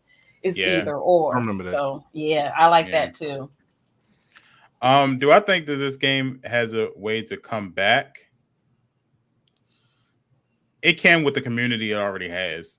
Like the community that's stuck with it since there's release, they'll stick with it even more now. Right. Yeah. Do I think it's going to have a resurgence, kind of like Among Us had, where they was like out for a while and then all of a sudden everybody was playing it? Probably not. But with the community that they already built, yeah, definitely they'll love the hell out of it because it's what it was, but it's better now. And it's good to hear that Bridge can actually play it, but still, it's kind of like PC should have been playing it. And it's good for people who play Stadia. I don't know anybody who plays on Stadia, but it's good for those people. No, I do have anybody playing Stadia though. I know you have Stadia, right, Green? No, I had Luna. Right, Luna. Okay. Yeah, I had Luna for like Stadia. A month. Was it Iceman? Somebody had, or was maybe Luna too, but it was Shottown. Right. Yeah, Shottown had it. Yeah. Oh, Iceman did say he played on Stadia. Stadia. Yeah. Okay. See, I ain't crazy. Yeah, and Sage said, y'all have fun with the Division. I'll take Outriders. I like the Division better, to be honest with you. But I mean, like I said, it all depends on the person. It's up to you, man. Yeah. But I do have one question though with the new patches with Outriders. Did they balance the classes any? That was my number one issue with Outriders. They were supposed to rework some of them because I was a tank and couldn't tank. I couldn't tank. Right, couldn't tank. So the thing, for what I've noticed, there hasn't been any change with my class, good or bad. You know, it's pretty. And then again, it's been a while since I've played. You know, so I haven't seen a huge change with mine. I know David runs Trickster sometime and Pyro, so he hasn't have any gripes. So they might have fixed it or whatnot. I was a Colossus or whatever they called it, the rock person. Okay. So I haven't played as that class yet. He hasn't. I don't even think his friend played because I think his friend is a Pyro too. So I don't know a tank just yet. So I don't know. Yeah. It's supposed to be the bullet sponge class. Okay. To pull the aggro so that the Pyros and the Tricksters can come on in, right? Come on in and shoot in peace, pretty much. Yeah, right. Well, and even on Twitter, I haven't heard anything. I was getting one-shotted. I tried all the different trees. I was on Google. I was like, all right, man, like some guy give. Yeah. Well, for those that was my main issue with that. Yeah. For the people. I might have to try it out again. For the people that's wondering, what is the update all include? I think that's a good topic to touch on. Like, what is the update? Yeah. So the headline changes are expedition timers have been removed. Yes, I love that. 4 new expeditions have been added. Transmog system added, which I haven't even touched on. Pinky, did you get a chance to look at it? The transmog? It's the one where you can change the appearances of your gear. You make the gun look like something else. I think accessories too, maybe. Yeah, it might be. I have to see, but no, I haven't done it yet. Tiago store have been reworked, and legendary farming options have been. I love Tiago goofy ass. Yes, it's really good. Expensive, but it's good. And along with that, certain legendary gear sets have been reworked. So that's cool. Changes and buffs to certain mods, clash tree nodes, and skills and the Stadia version can now also cross-play with other platforms. I had reworked my skill tree, and it works really nice for me now. And I think that's what gave me that extra buff too. So I'm trying to see. Yeah, it doesn't seem like they said anything about the classes itself, but they did buff and nuke some of the class tree nodes and skills. So that could be their way of like addressing the different classes. Yeah.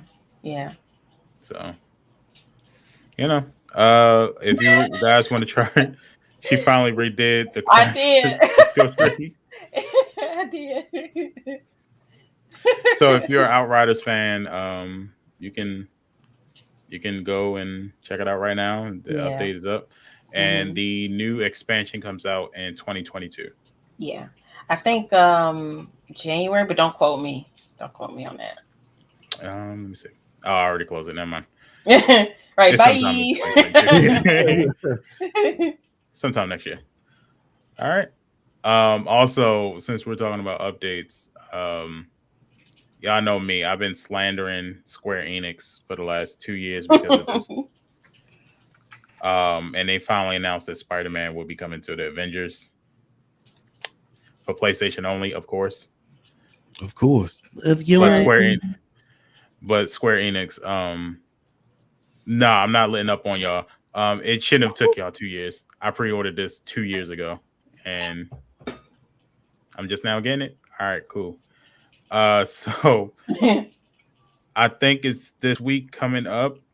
Spider-Man's supposed to be released along with the story for it. So for you Avengers players, get on it. Why you sound so sad about it though? Oh, somebody told me you need to be a level 150 to do this story. What? So nobody gonna get the story. Exactly. That's wild. So if that's true, Square Enix, y'all whack for that. Like, that's wild. Man, look. For somebody who quit playing it after beating the game, Iceman, 150 ain't easy. if you were one of those people that beat the game and then you continually played it while it was out, 150 is easy. If you somebody who played it and was like, yo, there's no content on this game anymore, I'ma just let it collect dust. 150, no, you still on 30. So it's not hard. It is easy, but it's easy for those people who continuously played it through this whole time. Me, I dropped it because how dare you give me a game for $60? Yeah, I didn't. Yeah, my bad. Tell me to pre-order it, which I did, thinking I was going to get Spider-Man day one. Me too. And getting there, nada. I'm like, yo, where's the Spider-Man thing? I got to download something? Is there a code I got to put in or something? We never said we ain't come out with it. Right. We said you will get it. We never said when. Man, they was like, yeah, you'll get it soon. And then they announced Black Panther, and I was like, so Black Panther's out before Spider-Man? Oh, yep.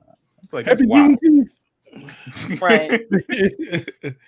Spidey Day isn't a thing yet. Run a few volts, you will be 130 to 140 in one session. That's what Iceman said. So do what y'all gotta do. You ain't gonna do it? I might. It's too many games I gotta finish off. I still gotta finish off The Division on PC, and then I gotta restart it on PlayStation because I can't find my save data. So I'm gonna see. There's one more place I gotta check to get it. And then I just started playing Ghost of Tsushima. And I'm almost finished that again. Yes. Shout out to my lovely wife for buying the director's cut for me, because I damn sure wasn't about to pay another $60 for it. And then I've been playing Animal Crossing. So it's like too many games. I got to stick with one at least. YOLO. I mean, once I beat I'm playing like 3 different games right now. Knockout City, Outriders. Well, Call of Duty, so it's 4, and then Animal Crossing. It can be done. Did I beat Call of Duty Story yet? I sure the hell didn't. I know I did. Ooh, yeah. I didn't. There you go. I don't think I did. So I gotta get on that too. Deathloop. Yeah, I gotta finish Deathloop. See, it is a whole bunch of games. Yeah. I ain't beat Cyberpunk. You still ain't beat Cyberpunk? No. See, I got way too many games, yo. Nobody actually beat Cyberpunk. Right, technically, right. It's an experience. Yeah, Bridge finished Cyberpunk. I didn't. Bridge didn't finish Cyberpunk. That's that thug water. I believe in that thug water. Nobody actually finished Cyberpunk. yeah, she played for enough, and then they said it in a graphic. You got it, Bridge. Right, you got it right. Sage said we actually got people who spent 60 on Vanguard. Shaking my head, sir. You must be thinking about the older consoles. That thing is $70. I don't know where you thought it was 60. 60. Talk about 70. Nah, I didn't get that though. Unfortunately, I'm not as coordinated in first person shooter PvP games like Miss Pinky and Green and Bridge. Man, I gave up on FPS. I was not having fun, so I said, you know what, it ain't for me. The only FPS game I play is Borderlands, Destiny, and I think that's about it. Which I get good in FPS. I just always be like, I ain't having fun no more. I'm good. I ain't no fun. I like Vanguard though. Vanguard is pretty Vanguard's good. Nice. Mm-hmm. I'm not especially if you like zombies. If you like zombie games, Vanguard is perfect. Yeah. I'm not gonna lie to y'all. Since we've been chatting with the real ones for the past few months, y'all have come the closest to anyone for me to even entertain on Apex or Call of Duty. I'm just kind of like, that looks right. Let me do it for science, I mean, and Apex is free, so it is. But I'm going to Halo. I'm going straight back to Halo. When I get back home, going straight back to Halo. Oh yeah, Halo's coming out soon too, right? Yeah. Or is it out already? It's out. The multiplayer, the multiplayer. It was either out or they was doing another beta, but that is definitely my go-to for any FPS. Halo. I will be front and center, hands down. Favorite FPS. Oh, Bridge said it's out. She watched Infamous play it. Oh, okay. And I think the multiplayer is free for Game Pass, right?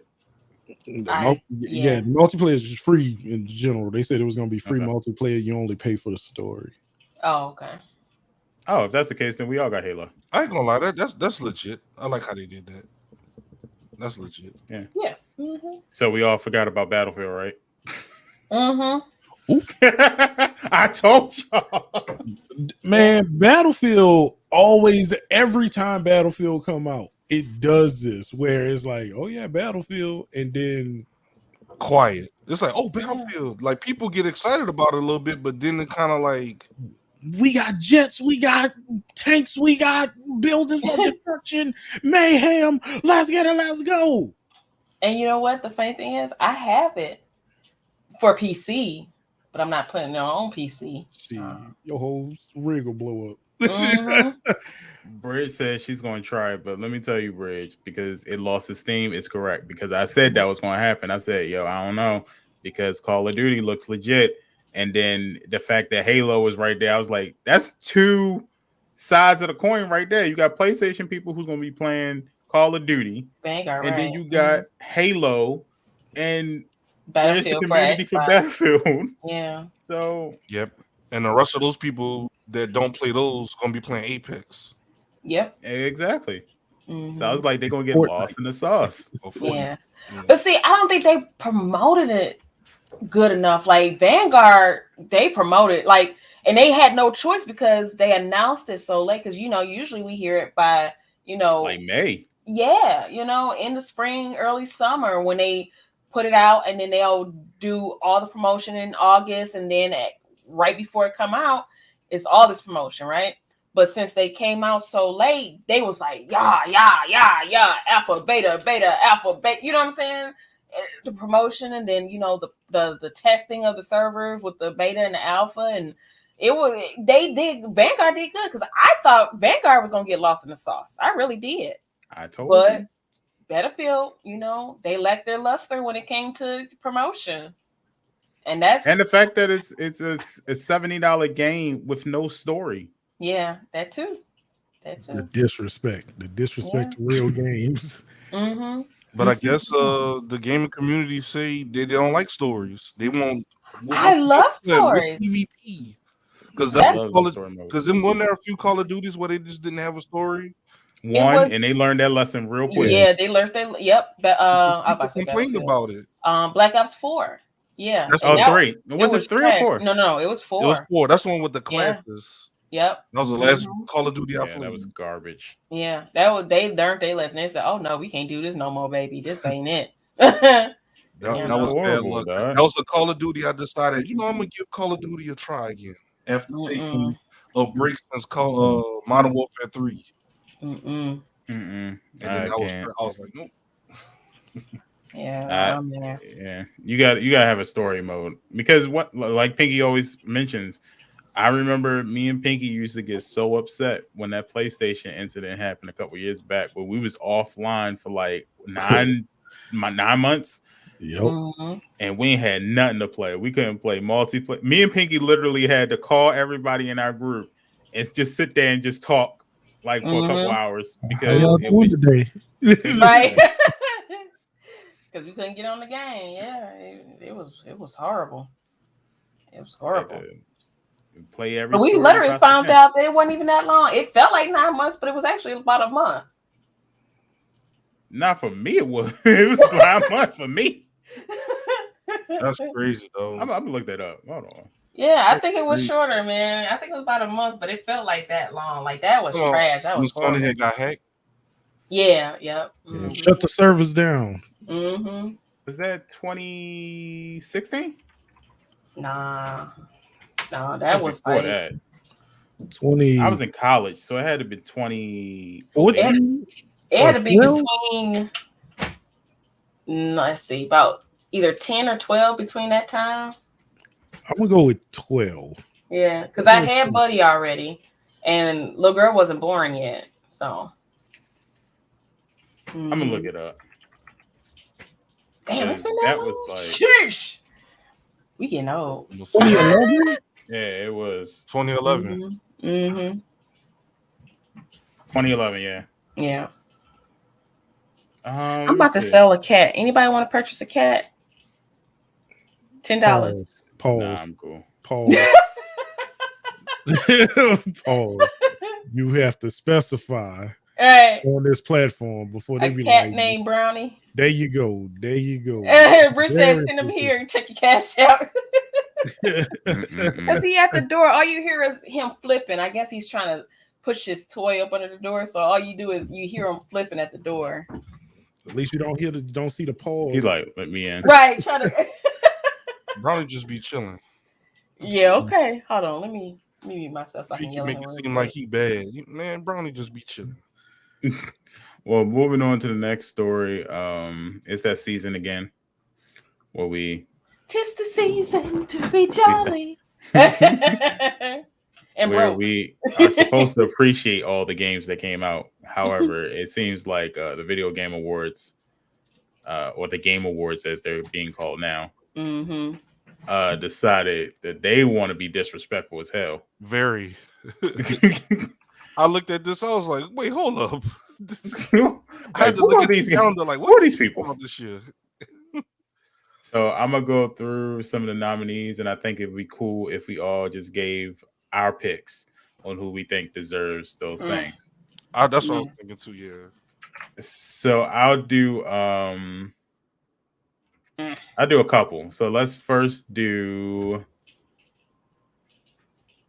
most anticipated games, and the first one is Elden Ring, God of War Ragnarok, Horizon Forbidden West, the sequel to Legend of Zelda Breath of the Wild, or Starfield. I ain't playing none of these. Well, let's start with 8-bit. Which one do you think is the most anticipated game? Humbug. For moi, I'm going with Starfield. Just from Bethesda community in its whole, the modders are ready. I know they're gonna have Gundams in that mod. I already know. I'm waiting on it. I'm going with Starfield. Okay, Ziggy. I'm gonna have to go with 8-bit. Starfield. I'm a sucker for space games. But Horizon was so good. So this is a tough one for me, but with Bethesda, they kind of let me down the past few titles though. And I love Bethesda. Horizon was good, and if they stick with the same formula, I'm assuming Forbidden West will be good as well.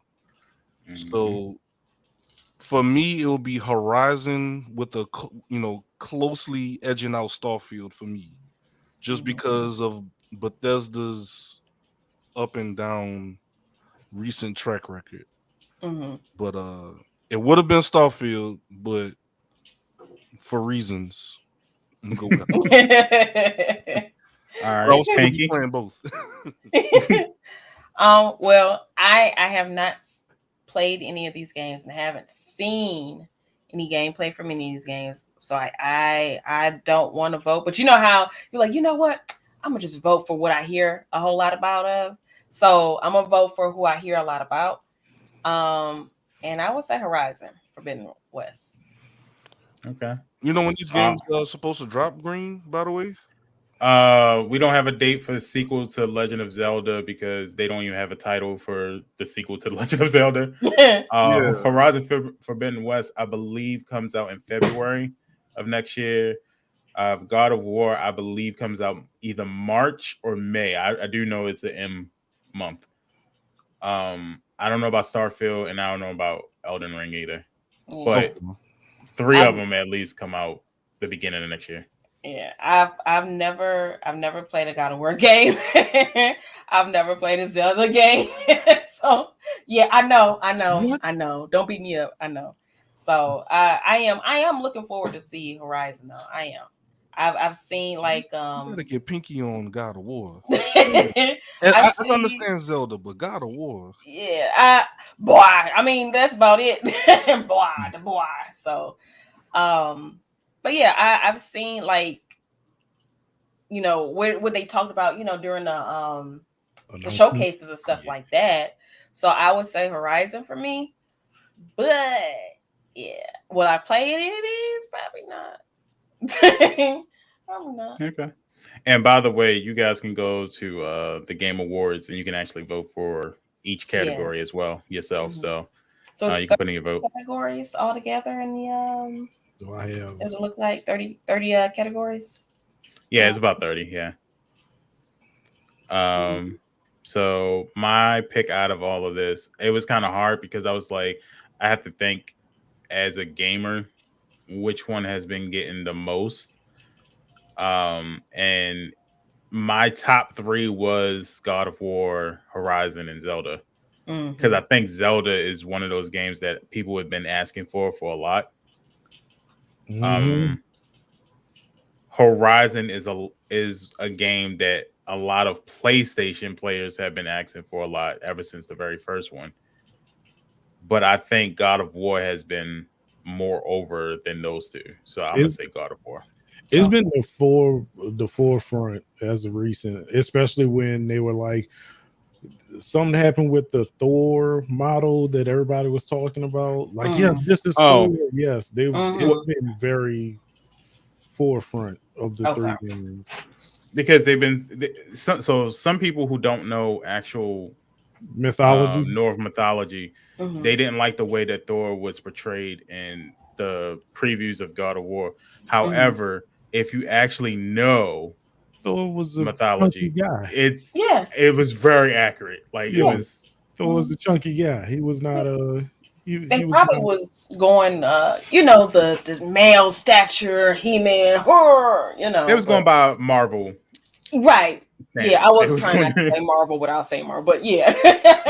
They was thinking about Marvel. But I thought that's why they had him in the way he was in the last movie, because they did. Like, all right. You feel me? So they was trying to pay homage to the actual description of Thor, but right. You know, people, they get used to what they see. Yeah. Superheroes are supposed to be, you know, muscular, thin, and all the time. That's what they go by. Yeah. But I'm especially from the praise that the first God of War on or the up and comings of God of War had a couple years ago. I think Ragnarok is probably the most anticipated right now. That I know of anyway. So let's see what was another good category. So I was gonna do best performance, but I think I already know the answer, but I'll do it anyway. So we're gonna do best performance. First up is Erica Mori as Alex Chen in Life is Strange: True Colors. You have Mr. Esposito himself. Big Brother Almighty. Yes. As Anton Castillo in Far Cry 6. So you already know my vote. Jason Kelly as Colt in Deathloop. Maggie Robertson as Lady D from Resident Evil Village. Which that does not look like Lady D at all. No. I'm very surprised. It's too different. Put it up on the screen so everybody can see her. Yeah, totally different. Like night and day. Yeah. And then finally we have I'm probably gonna butcher her name, but Azima Akaga as Juliana Blake from Deathloop as well. Now, you know who I'm gonna vote for already off rip, okay? Period. But I really like Alex's performance. I really liked it, yeah. But you already know who I'm choosing. I'm just saying that Juliana would be chosen. Yes, period. Pooh. Okay. My queen. Okay. But I did like I like, and let me say this too. I love Juliana's performance too as well. But because I played the game from top to bottom, Alex's, yeah. Okay. How about you, Zig? I didn't play any of the games on this list. However, I did watch full gameplay on Resident Evil Village, Life is Strange, and Deathloop. And I mean, Giancarlo is Giancarlo. You already know it. You know, he's the GOAT. However, Life is Strange, the Alex, like, she did her thing with that. And I'm already a fan of Life is Strange. I played 1 and 2. I just didn't play True Colors, but in terms of best performance, I'll probably go with Alex Chen or Giancarlo. But for me, I'll go with Alex Chen. I got a few email addresses, so I might have to put one for everybody. Because Giancarlo, I feel like, I mean, that's kind of, it's not a kind of indictment on him, but it's kind of like, we already know what to expect from him already. But with Alex, it's kind of like, I didn't know what to expect from Life is Strange. It was really good. Yeah, it was really good. Like, if everything fit perfect, you know, it was just really nice. It was perfect. Okay. A bit. I didn't play not a damn one of these. But if I'm going off trailers alone, I can't give it to Giancarlo for the fact that he played. I feel like he just replayed another character. So for me, it wasn't something original, and it wasn't something that actually caught my attention, because it was kind of like, all right, I've seen you do this before. Especially after just watching The Mandalorian, it was like, all right, I get the same vibes from the same. Yeah. So, but Jason Kelly as Colt Vaughn just from the trailers of Deathloop. It was made nice. me want to play the game, even though Yeah. I didn't. Just from him talking, the way he delivered the lines, even in the trailer, it made me want to play. So I'm gonna go with Jason Kelly. I'm gonna send him an email and be like, hey, Mr. Kelly, I love your work and I need to sleep at night. You know, my husband, he does good, but I need a little extra oomph. Could you say, hey friend, hey, and night night? No, I think you're gonna have that man. Yeah, love, you gonna rest in dreamland. The man gonna She want him dead. No, it's something about, well, you know, it's just something about a nice, deep, rich voice from a, you know, I'm sorry. Peggy, your husband sounds like Barry White. How deep do you need it to be? I just need that. I need that. I need that line delivered. Brent say he gonna say Grand Rising Queen. Yes, Grand Rising Queen. You are beautiful today, my queen. We made it again. Right. Let's get the shit. Let's get the shit. Let's get the shit. Top of the morning. Top of the morning. Top of the morning. Right. So, I'm gonna say this, and I know people are going to get pissed off, but oh yeah, go ahead. The Far Cry franchise always has the best villains in video game history. I don't care what nobody say. They write an amazing story for Far Cry villains. If anybody remember Voss, y'all know he came up with one of the coldest dialogues ever. If you don't know, it's where he explains the definition of insanity. It's one that we still use to this day in a lot of video games. So, Anton Castillo, if you play Far Cry 6, is brutal, but speaks a lot of truth.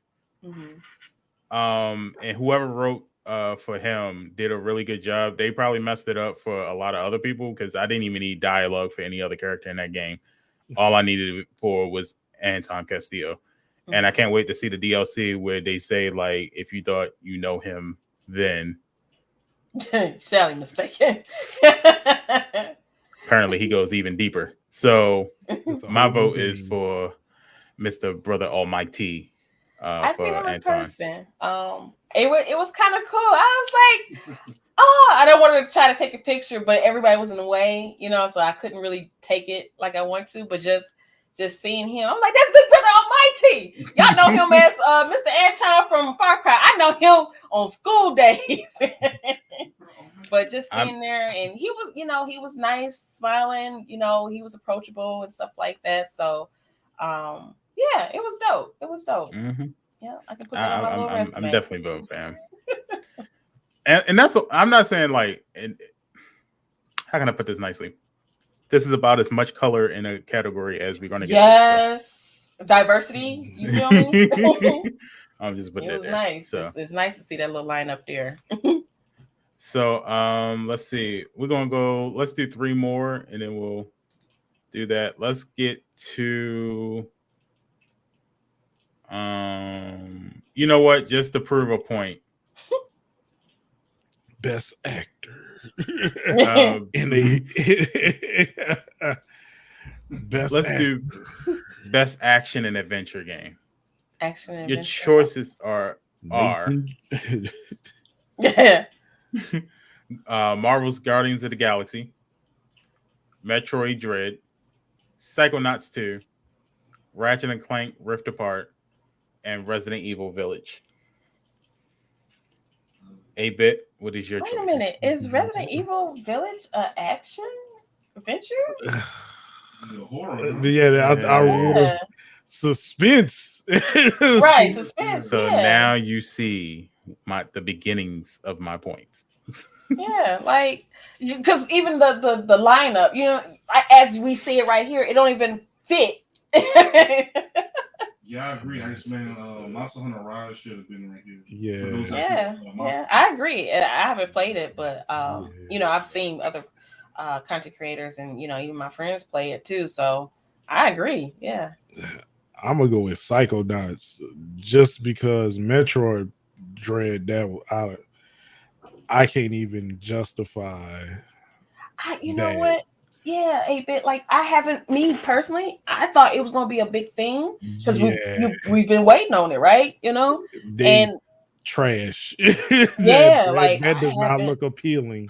Yeah, it does not look appealing at all. Ratchet and Clank, that was such a big. We all got don't do that. we all got kicked out, right? Like we all got kicked out. We all in the punishment room, right? Ratchet and Clank, I was just like, I'm not over Ratchet and Clank, but it wasn't enough marketing for me. Where it wasn't enough marketing. Yep, I agree. They had the big reveal, and then it was kind of just like, all right, y'all catch it when you catch it. There wasn't really a big response from it. Resident Evil, I'm sorry, when it went first person, that's why it killed it for me. I do not like Resident Evil as a first person. I actually enjoy it that way. I know a lot of people, but just with them changing so much of my childhood from Final Fantasy now being no longer turn based, and it is just I'm so hurt from the way that like all Green's face. changes. Look at his face.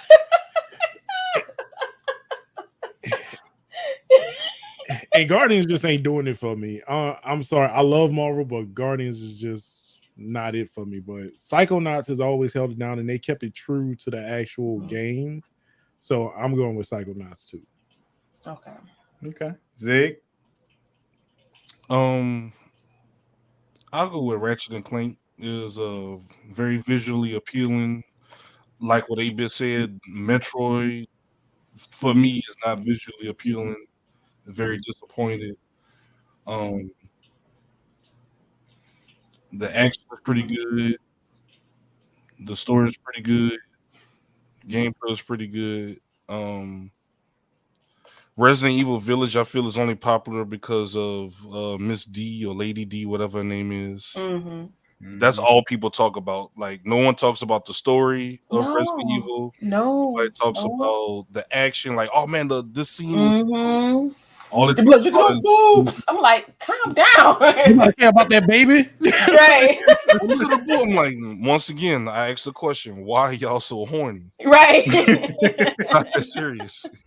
She's a fake character, a cartoon. But when I think of like, I don't know, I have like Psychonauts would be a close second for me. But I feel like Ratchet and Clank, or like those are the games that are starting to become almost like a lost art.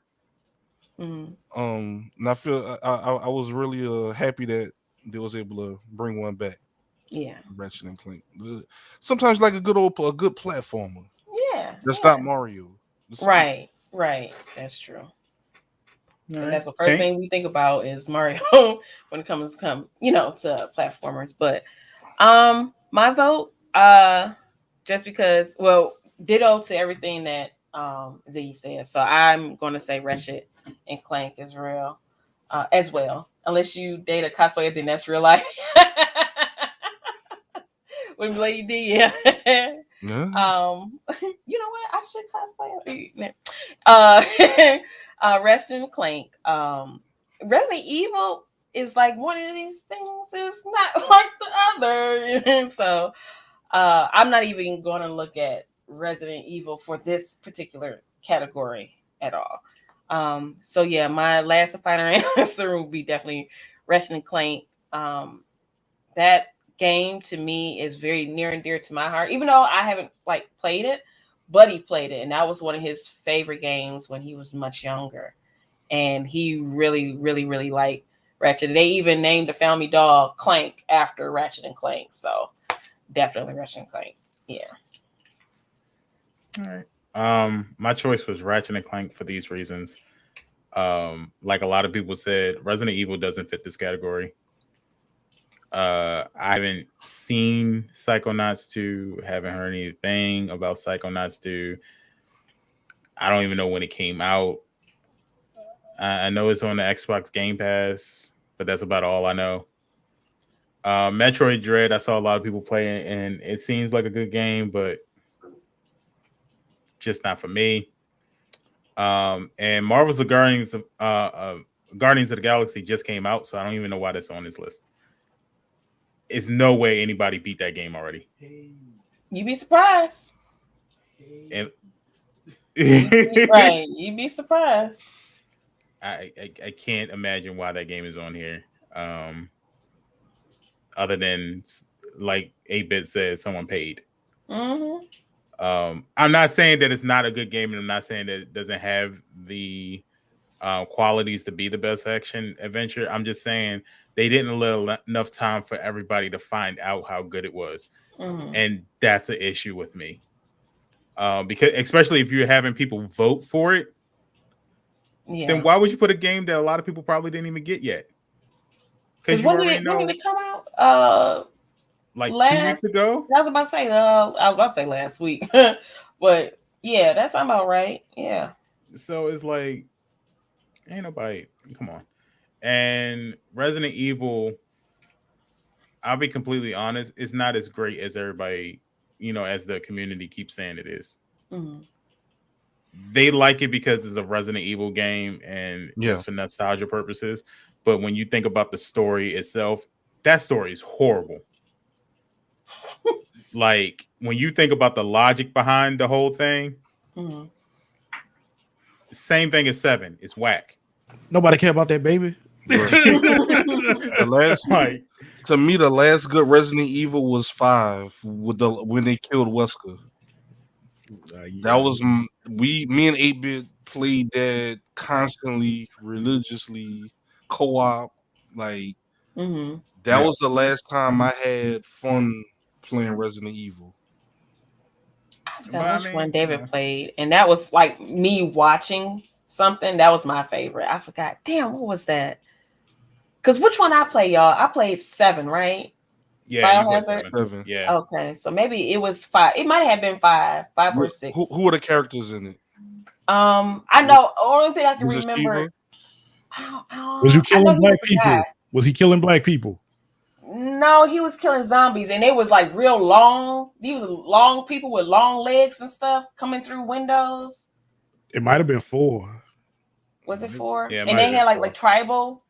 Because 4 was another. That was 5. That was 5. Yeah, Tribal 5. Yeah. Okay, so Resident Evil has had some very politically correct moments. So 4, you was killing Spanish people, and 5, you was killing Africans. Okay, so that's what it was, because they had tribal, and they was real long leg, and they was coming in. It was dogs in there, which was wild.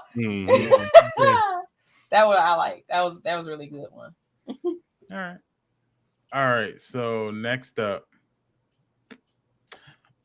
we have the best multiplayer.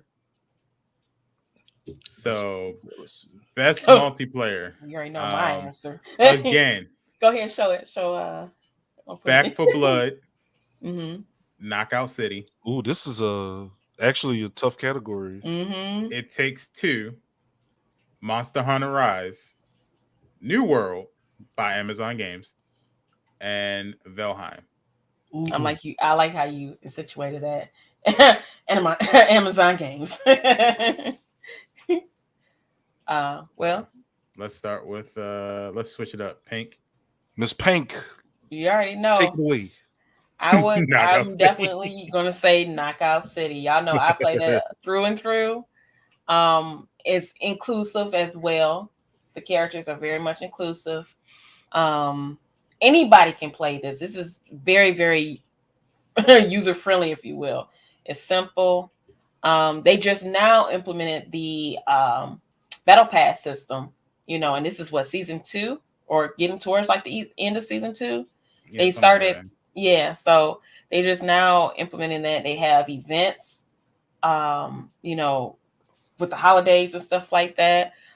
They do charity. I noticed that they had that on the screen, the intro screen. They say, come and check out our stream. They was on the ghetto side of the street doing it, but they were doing it, for charity. And I thought that was dope.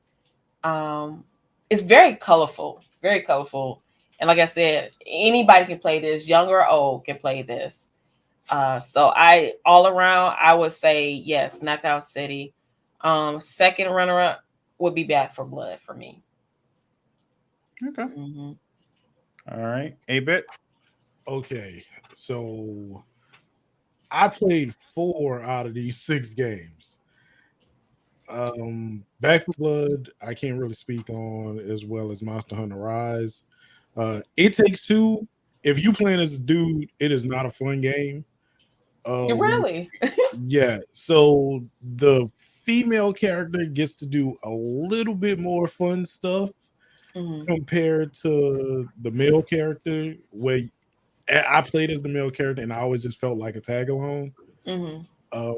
New World, that's completely broken now. But Valheim, yeah, they destroyed the community on New World. Really? Yeah. You know what? It's popular on Facebook Gaming. Like a lot of our content creator friends play it, and they like it. It's a good game, but the quality of life, not to get too much off topic, but the quality of life got kind of the integrity of it. Oh, really? With the market and how much things are worth and people hacking it. And we got hackers. You could duplicate items with. I won't say hacking, but yeah. Oh, I heard that. Yeah. You know what, man? Okay, it's clicking when you said duplicate. Yep. Yeah. Okay. Yeah. So that you kind of, you can't have a good game like that. Yeah. And Valheim, to me, Valheim is not complete. And I played Valheim heavily. Like I had my world up with viewers and we played. It's not a complete game. They're still adding stuff to it, and they just added like food, a different set of food, and some more like housing stuff. So I'm gonna have to give it to Knockout City. I'm gonna have to give it to Knockout City, just because to say I played it for maybe 20 minutes before playing with Pinky, that I got as far as I did during the time. And I even came back and I played it, and I spent my little money to get my my outfits and things. So I'm gonna definitely go with Knockout City. Is very fun to say that. I was like, I don't think I'm gonna like this, and ended up really enjoying it. So Knockout City is my go-to. Because I said the same thing, but I was like, man, and because like when it first came out, I didn't play until second season came out. I didn't play until the second season came out. And I was like, man, I don't know. I don't think I'm gonna like this. And you know, I was watching other people playing and stuff. I'm like, I don't know, y'all. And I was like, let me go ahead and just give it a try. And day one, been playing it since day one. I really enjoy that game. It can get sweaty, but not too sweaty where it's toxic. And it's not toxic. You know how some games we get in and, you know, you can hear everybody's voices and stuff. Well, you can hear your team voice, but it's not where we arguing, cussing each other out and stuff like that. It's real nice and mellow. It's cool. I really do. I really enjoy it. Okay. How about you, Zach? I'm gonna pick Knockout City, but I want to give Monster Hunter Rise its proper respect as well, because I played a little bit with Cobalt, and I streamed my friend VT a few months ago, and had a blast playing Monster Hunter Rise. Very good game. It is grindy, but that's Monster Hunter games in general. You gotta grind for the parts and pieces that you want. But I want to say Knockout City would be my choice. Just how much fun that we've had playing it. This is actually the first PvP game I played in a long time. Like Pinky was able to get me and 8-Bit to play a PvP game. Well, we play Gundam. That's PvP, but like outside of that. Right. But I'm gonna say Knockout City should win, but I don't want to just skirt over Monster Hunter Rise. Monster Hunter Rise deserves just proper respect as well, but yeah, maybe in another category. Okay. I'm gonna say Knockout City as well for the same reasons. It just seems like it's the best multiplayer out of this category anyway. I don't think New World had enough time or energy placed into it yet. Monster Hunter, I still look at as like something I probably wouldn't play, so I couldn't really speak on it. Same thing with It Takes Two. Back for Blood was good, but I think it died out really quickly. And I haven't played Valheim, so Valheim just need the ability to play with more people than whatever the max is. The world is too big to have, like, I want to say it might be 10, but it's a really big open world area, which I'm like, I feel you should definitely be able to play with more than, you should at least have 20 people to be able to jump into that game. All right. Well, let's go into the category we always been waiting for. And that's Game of the Year. Wait, hold on. No. I'm sorry. Can we look at Content Creator of the Year? Yeah, I wasn't going to say nothing about that. No, man. Sure. Let me go. Hold on. Ain't no way. Let me see. This is what we are all. No, ain't no way. Where is that? Let's go and talk about it then. Ain't no way. So, Content Creators of the Year. Because you all know these people, right? Nope. So let's go. It's going to be Dream, Fussly, no pepper, Gauls, Abai, and Grefg. So I asked you, we ain't voting on this. I just said, can we just take a look at this? I never said anything about it. Like, hey, can we take a look at it? That's all. I just wanted to show how. All right, bro. All right. I'm on my knees when I'm begging, because I don't want to lose you. Hey, yeah. I mean, y'all don't have a pick for this? And this is why Kings and Queens in Gaming exists. Thank you, Zig. My point exactly. This is why Kings in Gaming and Real Queens exist. For they couldn't scrape not one. Exactly, Princess Hippie. Like who?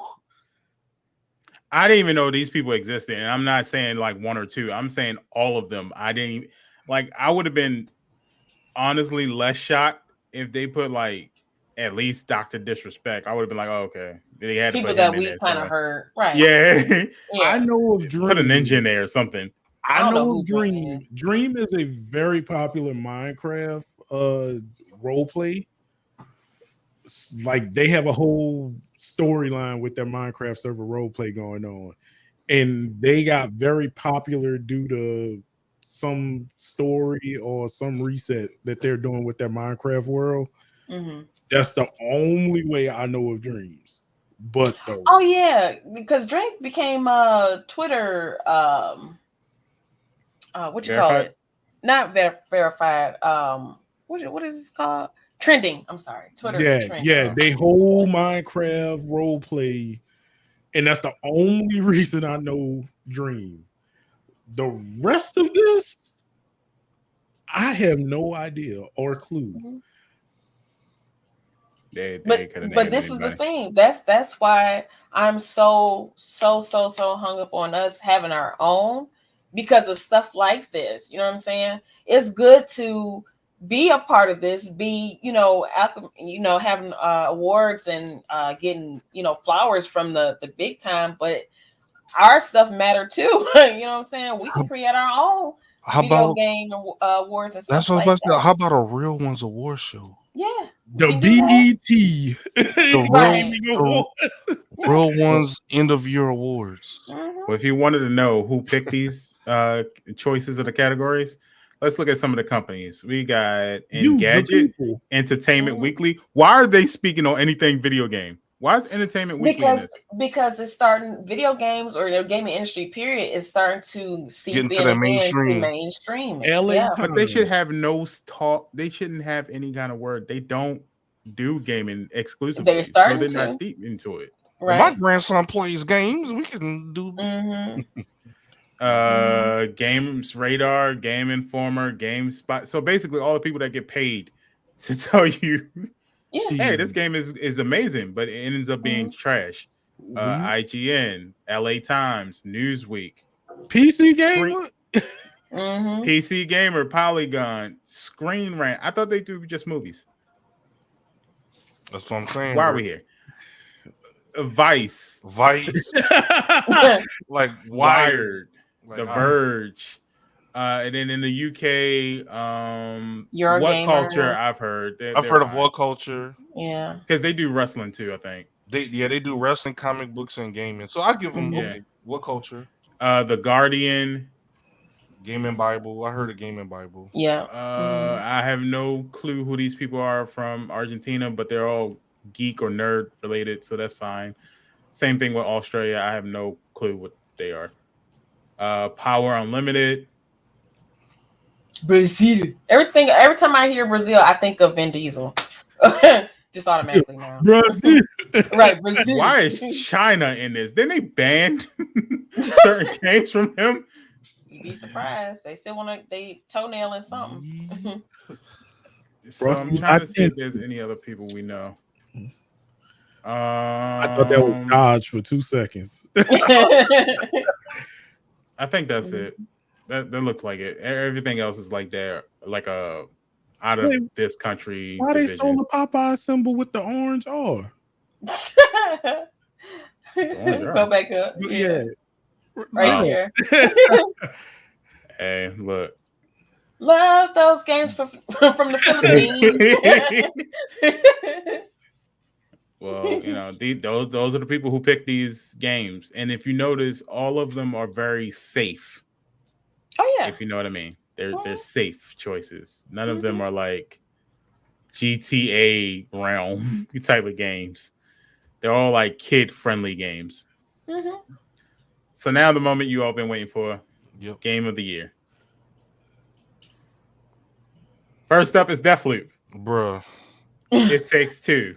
Get me the fuck up out of here. Metroid Dread, Psychonauts 2, Ratchet and Clank, Rift Apart, and Resident Evil Village. Because those are the only games that came out this year that was good. Yeah, that was the only games. So, but again, they were the most popular. They going off of popularity. Man, I would have put Mass Effect Legendary Edition as my game of the year. Man, yeah, you know what, Bridge? No, there is no Far Cry 6, which is to my goddamn point. So out of this blasphemous list, A-Bit, what do you choose? Hey, hold up, I'm gonna pick my own. Hold on. I'm about to say I'm gonna pick mine is Mass Effect Legendary Edition. But if I had to pick off this list, Deathloop. Let's see. Yeah, Kai didn't make it. Nope. Blasphemous. You notice, and here's another thing: COD didn't make a lot of these categories. Yep. Where's Scarlet Nexus? Where's the RPG? Like, I feel like RPG games are disrespected. Don't worry, they got it. Let me show you. This is the only nominee category that I was like, oh, that's where's Tales of pretty Arise? Good. Where's is it indie? Was it indie or was it mobile? I think it was indie. No, it wasn't indie.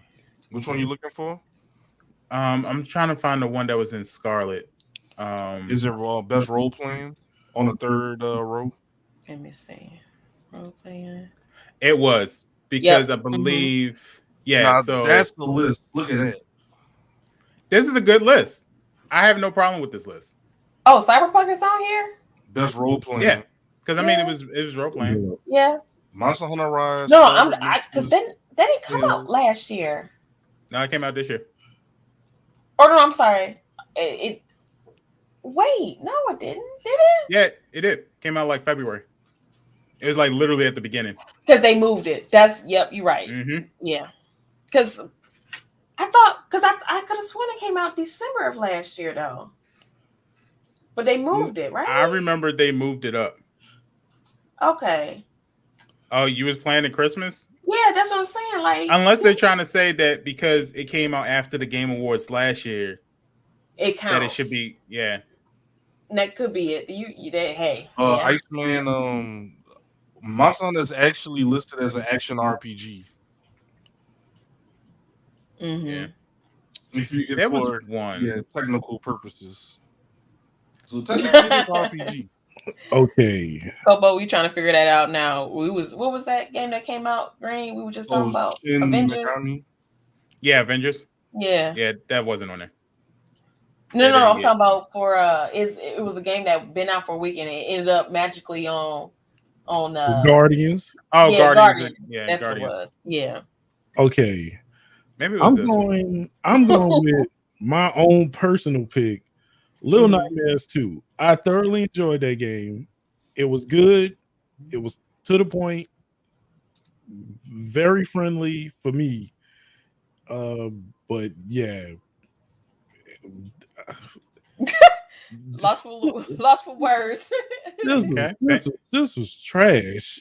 Like Psychonauts was that good? I'm about to check it out. No. It's not. It's not. I don't care bro. how popular it was. It's not. I don't care who played it. I don't care how long they played it. Let's be honest, Psychonauts 2 is not supposed to be on this list. I feel some type of way, right? Because I want to do one for my fighting game community. So I looked at the best fighting game on here. And Nickelodeon All-Star Brawl is on this list. That's going to win. I'm letting you know that now. Wait, we got Demon Slayer, Guilty Gear, Melty Blood, and Virtua Fighter 5, which is my vote. Virtua Fighter 5. Where's Tekken? It didn't come out this year. It came out a couple years ago. Demon Slayer winning. I don't think it is. I think they're going to give it to Nintendo. Nickelodeon. Y'all don't know. The fact that it's on the list lets me know they winning.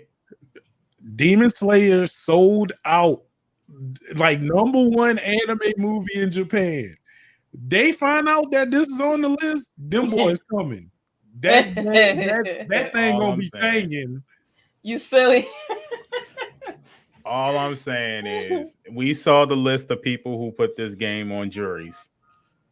I'm letting y'all know Nintendo is winning. I mean, Nickelodeon is winning. I didn't even press the vote button for that. I already knew. I just gave into it. It been that. That's what I'm saying. Hey, Demon Slayer, that community, them boys will go to war over that movie. This is a new war for them. And you know what they're about to do? And I don't care what Xbox player gets mad. They're going to give it to Psychonauts 2 for Game of the Year. And I'm going to tell you why. Because Xbox has had a long, hard road to getting a Game of the Year that's exclusively for Xbox. PlayStation has done it. Nintendo has done it. Xbox hasn't done it in the longest of times. They're about to give it to Psychonauts.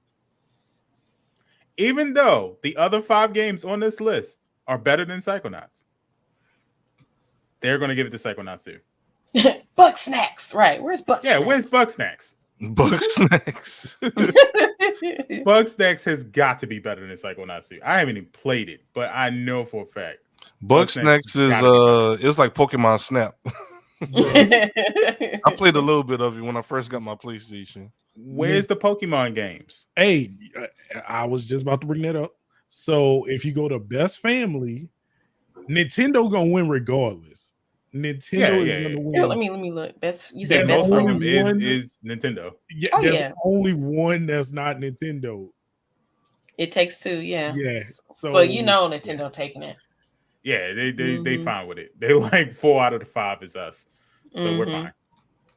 And out of that, it's probably either going to be Superstars, or it might be Pokemon Snap, to be honest with you, because a lot of people have been talking about Pokemon Snap. Yeah. So, I Game of the Year is like, as soon as they announced it that day, I was immediately pissed off. I remember I might have been talking to Pinky when I said, "Yo, these nominees are bugging." And I was like, "Which?" It's political. Because I was like, "What they got on the list?" You was like, "Trash and more trash." Psychonauts is on a lot of these categories, like best game direction, Psychonauts, like game of the year, it must really be good. Yeah, popularity. It can't be. I don't believe it. Like, I'm gonna download it on Xbox Game Pass. I'm gonna have to play just to see.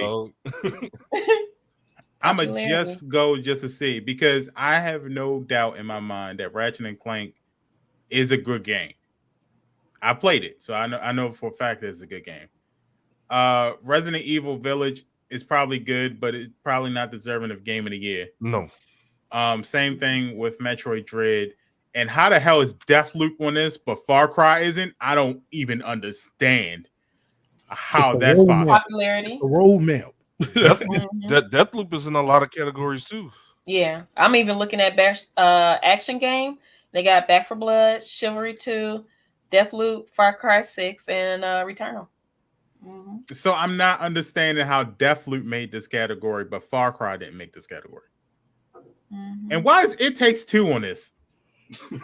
Everybody popularity, and that's what I'm trying to tell you. Everybody was playing it. It's a popularity contest now. It's not truly game of the year. Yeah, popularity. I can think. Let's honestly do this. Let's find the games that actually supposed to be. Yeah, and sales too. Yeah, because when you think about sales, you gotta think about popularity, because everybody that's talking about it had to buy the game. So that equals the sales too. I would say that if Psychonauts 2 wasn't free on the Game Pass, and I'm pretty sure the majority of them got it on the Game Pass. If you got Xbox, but everybody don't have Xbox. So they had I mean, that's the only way you can play it. Psychonauts 2 is an Xbox exclusive. Oh, it is? Then yeah, popularity then. Not even that. Yeah, just based on popularity.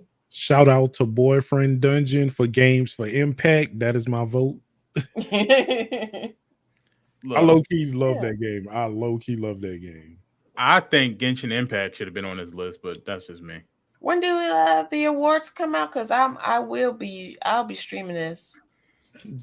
I want to say the 14th. Hold on, let me go back to it in a minute. I'm about to look now. You could do a hanging out stream. Yep. So the video games that was released this year: Resident Evil, It Takes Two, Hitman 3, Back 4 Blood, Life is Strange 2, Colors, Final Fantasy Endwalker, Mass Effect Legendary Edition, which I don't think they include that because it's a remake, but whatever. Death's Door, Deathloop, Call of Duty Vanguard, Outriders, which I didn't see on none of them categories. So that proves my point. Kenna Bridge of Spirits, Ratchet and Clank, Pokemon.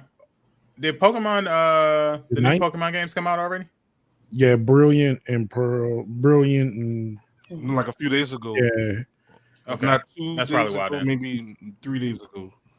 That's why then. Guardians of the Galaxy, Monster Hunter, Far Cry 6, and The Medium. And it's got to be way more games than that, right? Yeah, Pinky, it's live December 9th. Yeah, at what time? They said 7. Why is this at 4? Man, that's kind of at the Microsoft Theater. Come on, man. Yeah. Come on, man. Yep. All right, bro. We already know what's in. I'm looking more on this list now. So all right. I noticed that Madden wasn't even on the sports category either.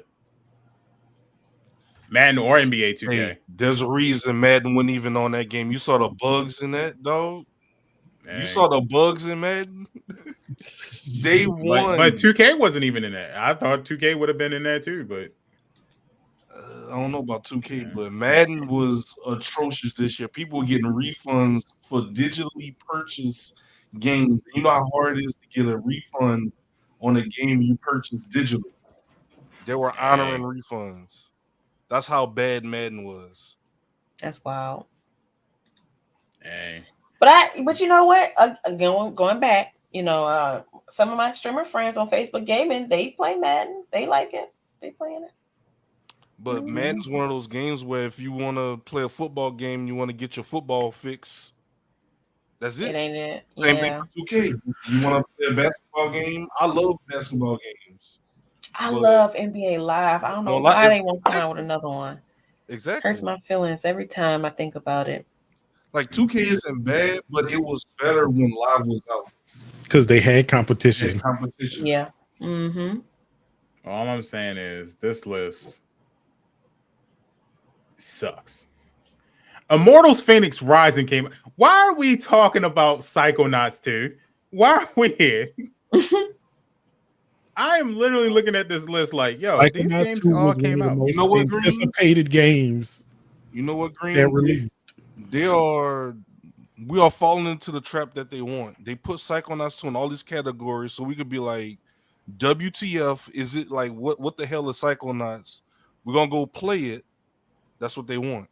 Mm-hmm. Nah, I'm good. I ain't playing that trash. I can tell it's trash. Like, is Psychonauts that good? What the hell? No, that's what they want.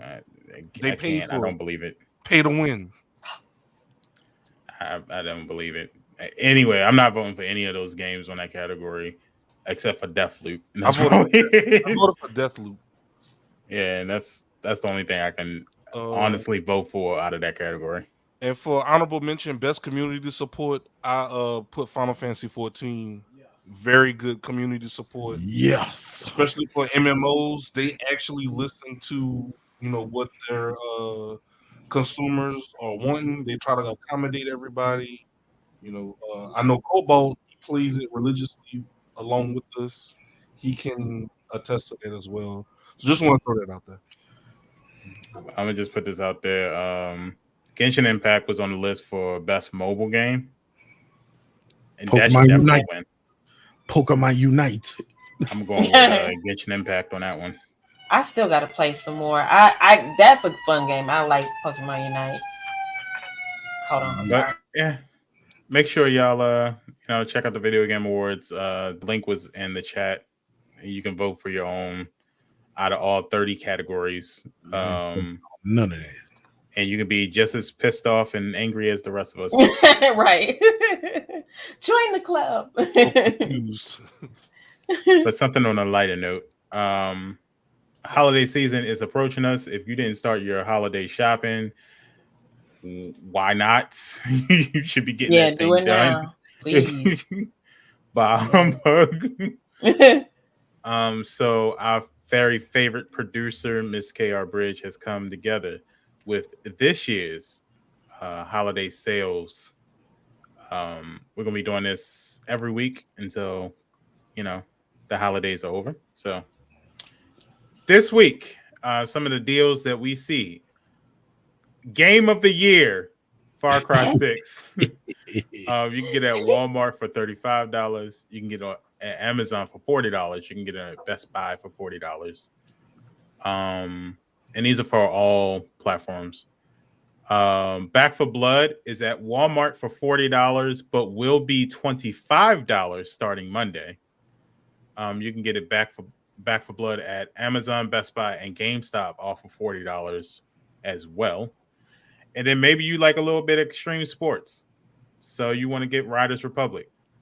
Well, you can get Riders Republic at Walmart for $25, but you can also get it at Amazon, Best Buy for $30, and you can get it at GameStop for $50, but it is eligible for the buy two, get one free.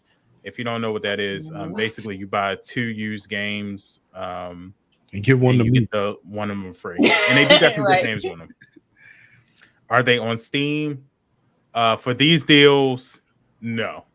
I believe Far Cry 6 and Riders, I know, is on Ubisoft platform. I don't think it's on Steam. Back for Blood it's on Steam too, right? Yeah. Mm-hmm. Yeah. So, but as far as sales, don't get them when they on sales. sale. Yeah. So if you got a console and you're just trying to pick it up, these ain't bad deals either. Like these are pretty good. Mm-hmm. And like I said, that GameStop deal is buy 2 used games, get 1 free, and they do have some really good games out there. And I believe Guardians of the Galaxy is $30 at GameStop right now as well. So 30 buckaroos. Yeah, I'm not opposed to that Guardians of the Galaxy game, but I don't know. Avengers kind of burned me. I'm gonna get it, like just to complete my collection. Yeah. I'm on the fence. Yeah. I like Decisions Matters games. Yeah. Well, Pinky, you got some tidbits? Yep, I got some tidbits for us today, friends. I know most of us are like Marvel fanboys, and including myself, I am. But I know we don't talk a lot about DC. Oh, but I have some good news from DC. Nubia leads Batman, Green Lantern, Flash, and more in DC's Black History 2022 variant covers. So the first cover from DC's planned line of Black History Month variant covers has been released. Dallas-based artist Alexis Franklin has drawn a variant cover for February 2022 Nubia in the Amazon #5, featuring the Queen of the Mascara. I think I'm saying it right. The self-trained artist illustrated a cover for O, which is the Oprah magazine with Breonna Taylor. I'm pretty sure we've seen that everywhere because it was very iconic when it came out. And she painted a portrait of Anita Hill for the Time magazine. So DC's Black History Month variant covers are part of a larger plan the publisher has for February 2022. The recently reintroduced Milestone imprint will be publishing an innovative anthology called Milestone in History, blending the real-life true stories of Black history icons, framed with narration from Milestone heroes such as Static, Icon, Rocket, Hardware, and more. DC will also be collecting some great stories from its past Black History Month 2022 with a 1,300-page Milestone Compendium 1, the debut issues of Luke Fox from the Batwing run. So DC is well represented with our list of superheroes, black superheroes who changed the face of comic books. So I know, like I said, a lot of us don't think about DC when it comes to comic books because we more so in Marvel. But I say go check it out. Don't do that. Don't do that. But go ahead and check out especially for the culture. Check out DC. Black History Month when those come out, because I know I definitely will be doing that. Especially with Nubia. Yeah. I need to support, or not but we need to support Black history on the DC side. So this is the perfect opportunity to do so. I'll check it out. Yeah. Mm-hmm. Luke Fox is one of the only characters that I actually respect because he's actually equivalent of one of pretty much, I like to call him Black Batman because he actually got a Batman suit. Mm-hmm. But he is pretty much, I just like the suit that he have. That's the only reason out of all Batman suits, that is my favorite. Okay. But he's one of the good ones, as they like to say. He's one of the good ones. All right. Any more tidbits?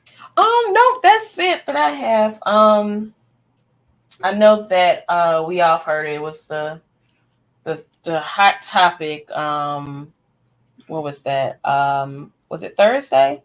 Another artist, a rap artist, passed away. Senseless shooting in Memphis. Is it Young Dolph, right? Yeah. Or because I know a lot of people we just call him Dolph. So I think his stage name is Young Dolph.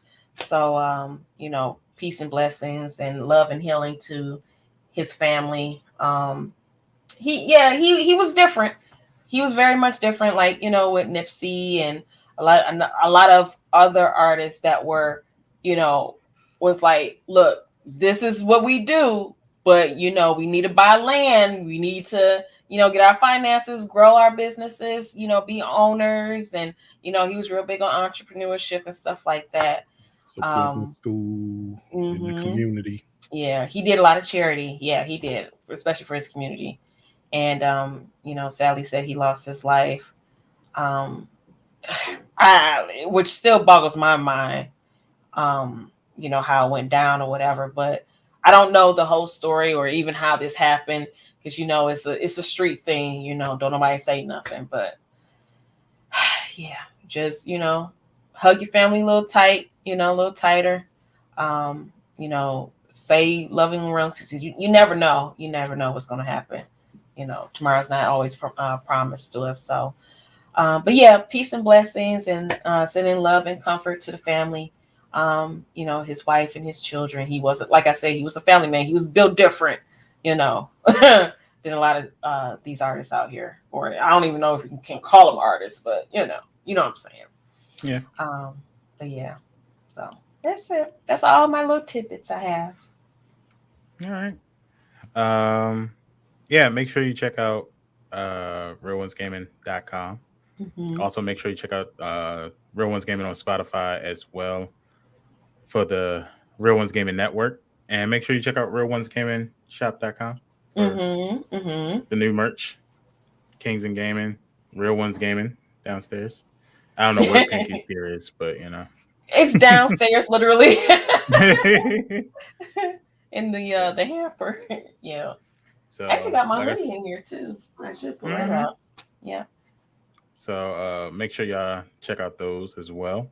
But let's get ready to get up out of here. So and I also put another game code out there for Mega Man Legacy Collection. All you have to do is if you get it, go ahead and shout us out and let people know where you got it on your social medias. All right. Let us know. Let's start with Ziggy. What's going on, everybody? It's your boy Ziggy the Beast, also known as Ziggy the Bean King. If you know, you know. One half of the World Tag Team Champion, the Bean Kings. My boy 8-Bit of Fun. Once again, if you don't know the reference, you got to check out Red Cups Gaming episode 4. Check out the highlights if you're pressed for time. If not, sit through it in its entirety. Warm up a meal. Watch it during your lunch break or something like that. Check it out. It's funny. It's hilarious. Have a good time. You can find me pretty much on all platforms as Ziggy the Beast, and yeah, that's where I'll be at. I'm currently in the process of fully foregoing my account with the Purple brand, this platform that we're on right now. I'll be I won't say permanently, but I'll be more so on YouTube, just for the fact that as of right now, the kind of content that I put out, which is mainly podcast discussions and different things like that, it's not really gaming. So a lot of these platforms, they want you to play games. They expect you to play games to get your hours counted or, to get monetized. So I just think it would just make more sense for me to be on YouTube. So long story short, for that same purpose, I have to recreate my Facebook page, and I'm going through that now. So it's Ziggy the Beast, Beast spelled with a 3, because my existing account is not currently, my streaming hours are not being counted No matter how long I stream, I can play Madden. I can play all the top games. For some reason, there's a bug on my account, and I was told just to create another account, which I am doing. I'm listening. And so if y'all don't mind, if y'all already follow me on Facebook, just go ahead and follow my second account. And then eventually, once I see that enough people has moved over, we're going to shut down my original account. So long story short, that's what's going on. And once again, appreciate everybody that tunes in. Matter of fact, Green, we have one more code that I'll go ahead and give to everybody. Already did it. City Skylines plus DLC. Mm-hmm. So for those that like sandbox games, those that like simulation games, there you go. Once again, all we ask is that you just say, hey, look, the Real Ones Game hooked us up with a free game. Yeah. Once again, it's Steam, PC. So, but once again, appreciate everybody. All right. 8-bit. Yeah, you know this y'all favorite.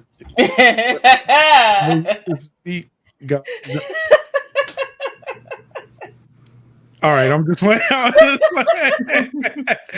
just playing. The studio is shutting down. But yes, I'm a bit of fun. I am currently in the process of rebuilding my home / streaming studio / office. So be on the lookout for a lot of things happening with me. My streaming schedule right now is very inconsistent. From one, Zig and I share a space, so I'm being respectful to his time and things that he has going on in his projects. So when I am free or available, or not just completely stressed out and don't want to bring that kind of environment to y'all, I usually just come on, do my obligations and leave. But I really enjoy streaming. I will be back shortly. I have a lot of things in the works. I will be putting in some time when this new setup is done. Y'all gonna be like hot fire. Y'all gonna be like, yo, this man came in and was ready to work. Yeah. So I'm excited. I'm excited for everything that's going on. Can't wait to work with Real Ones and start producing things with that. I know everybody's excited. Pinky, I want to just touch on your vision board party. We doing it as a group, or we all need to, okay, just wanted to make sure. So I'll be a part of the vision board. And I'm gonna give my vision too. It's gonna be a very eventful event, if you will. We just taking pictures of Vision from Marvel and putting them on. Shut up. Right, put Vision on there, like right. Right. But yeah, y'all can find me on Purple Brand, 8-bit of fun, YouTube, 8-bit of fun, Twitter, 8-bit of fun, X, and even on Facebook, 8-bit of fun. I will be streaming everywhere when I get back, and when I say everywhere, I'll be streaming everywhere when I get back, and it will be special events. We will be doing certain things that will be Facebook only, certain things that will be YouTube only, and certain things that will be Purple Brand only. So look out. Mm-hmm. All right. Oh, one last thing, Green. I'm sorry to interrupt. I forgot to say, December 5th, we'll be interviewing Facebook gaming partner DDS 618, and shortly after that, me and 8-bit will be interviewing another Facebook partner, Janie Laney. And right. And I don't know if y'all are familiar with Tech Valor. She streams on YouTube. We're trying to work out a date for her as well. You heard it here first. And one more person we're trying to squeeze in, but after that, that'll be it for season 2. And then we'll ride out until the sunset until the new year. So we're trying to squeeze out at least 3 more interviews on the podcast. So yeah. All right.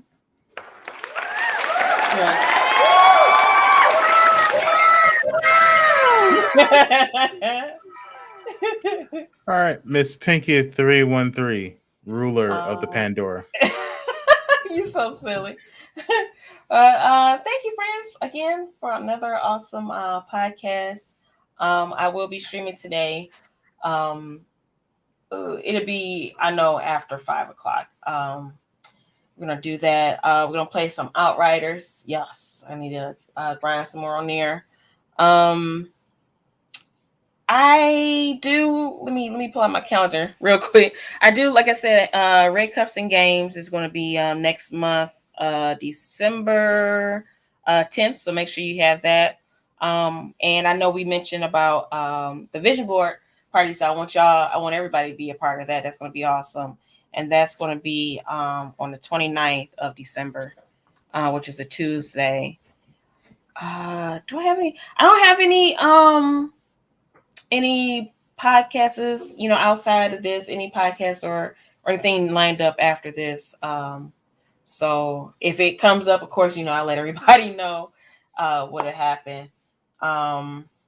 Again, check out my editorial on Voyage Michigan. Actually, let me pull it up real quick. Voyage Michigan was my first one. I'm still super excited for it. It's like, what? Me? What? Because I always think about like where I came from, humble beginnings from the west side of Detroit, born and raised. You know what I'm saying?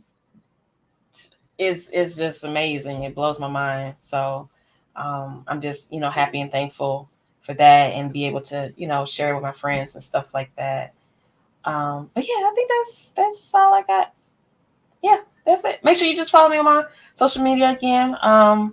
I'm on Facebook Gaming 100% of the time. That's my home. That's where you find me. Miss Pinky 313 there. You can also find me on Twitter, which is Miss Pinky 313 play _ Instagram 313 Queen Pinky, YouTube 313 Miss Pinky, and TikTok, which is Miss Pinky 313. And I also have a fan house. Is that right? Fan house. Yes. Mm-hmm. Where my cosplays are. So follow me on there, which is Miss Pinky 313 over there as well. Yeah. Mm-hmm. Okay. There you go. Thank you, Bridge. Yeah, I was trying to look at the woo, woo, woo, woo. I gotta listen, y'all. Woo, woo, woo.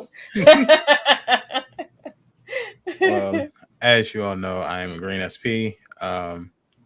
I'll be pretty much doing the regular streaming schedule starting tomorrow. So it'll be Monday, Wednesday, Thursday, 7 p.m. Eastern Standard Time on Facebook Gaming. And on Saturday, it'll be 5 p.m. Eastern Standard Time on Facebook Gaming. You can check me out on Facebook, fb.gg/R1G Green SP. I'll be on tomorrow. I'm not sure what games I'm going to be playing this week. I do have something set up where I do want to play some Ghost of Tsushima. And then I also want to get back into Animal Crossing because my stream was cut short yesterday. So those two games are definite. But apparently I'm going to have to race Tig in Mario Kart 8. So I'm going to have to set up some time to, show her a lesson or two. Ooh, not a lesson or two. Sometimes you gotta show them your racing skills. So we gotta get the formations. We gotta be like, okay, when you drift boost behind me, right? Yeah. And then I guess I'll also be trying to figure out this versus that RealOnesGaming is going to have, Kings and Queens or Queens and Kings. Well, undefeated. So, I don't know what. It's fine. Yeah. What's wrong with the Green? For the crown. This is for the crown. I mean, like, come on. So Pinky's gonna have to come up with her team. I mean, I already know my team, but Pinky's gonna have to come up with her team.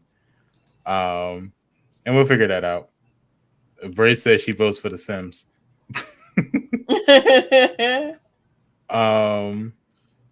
But yeah, you can check me out on Facebook, R1G Green SP. You can also check me out on Twitter and Instagram, GreenSP_R1G. And check me out on TikTok, GreenSP R1G, where I'm posting clips, but I'm also trying to get my hand into doing some skits and stuff like that too. So we'll see how that works. We'll see. But that's about it. Other than that, like I said before, make sure you check out RealOnesGaming.com. Make sure you check out RealOnesGamingShop.com for all of the merch. Make sure you check out all the creators that's on this podcast. Follow them, like, share, and comment on their content, because, that's the best part of support. Sometimes it's not about money. It's just about liking something and telling them, hey, this is what I think of your content. So until next time, guys, we are out of here. You all have a wonderful and amazing week, and we will catch you next week. Bye. Hey, keep it hype and keep it entertaining. #1 podcast when it come to gaming. Real Ones Podcast. Tell me why you waiting. Gaming news and interviewing content creators, hosted by Green SP, KR Bridge, Miss Pinky, Powder Blue. Come through. Don't know what you're missing. You don't need XP. Potion of Phoenix down. It's time to level up with the dopest show in town. Real Ones Gaming Podcast. Let's go.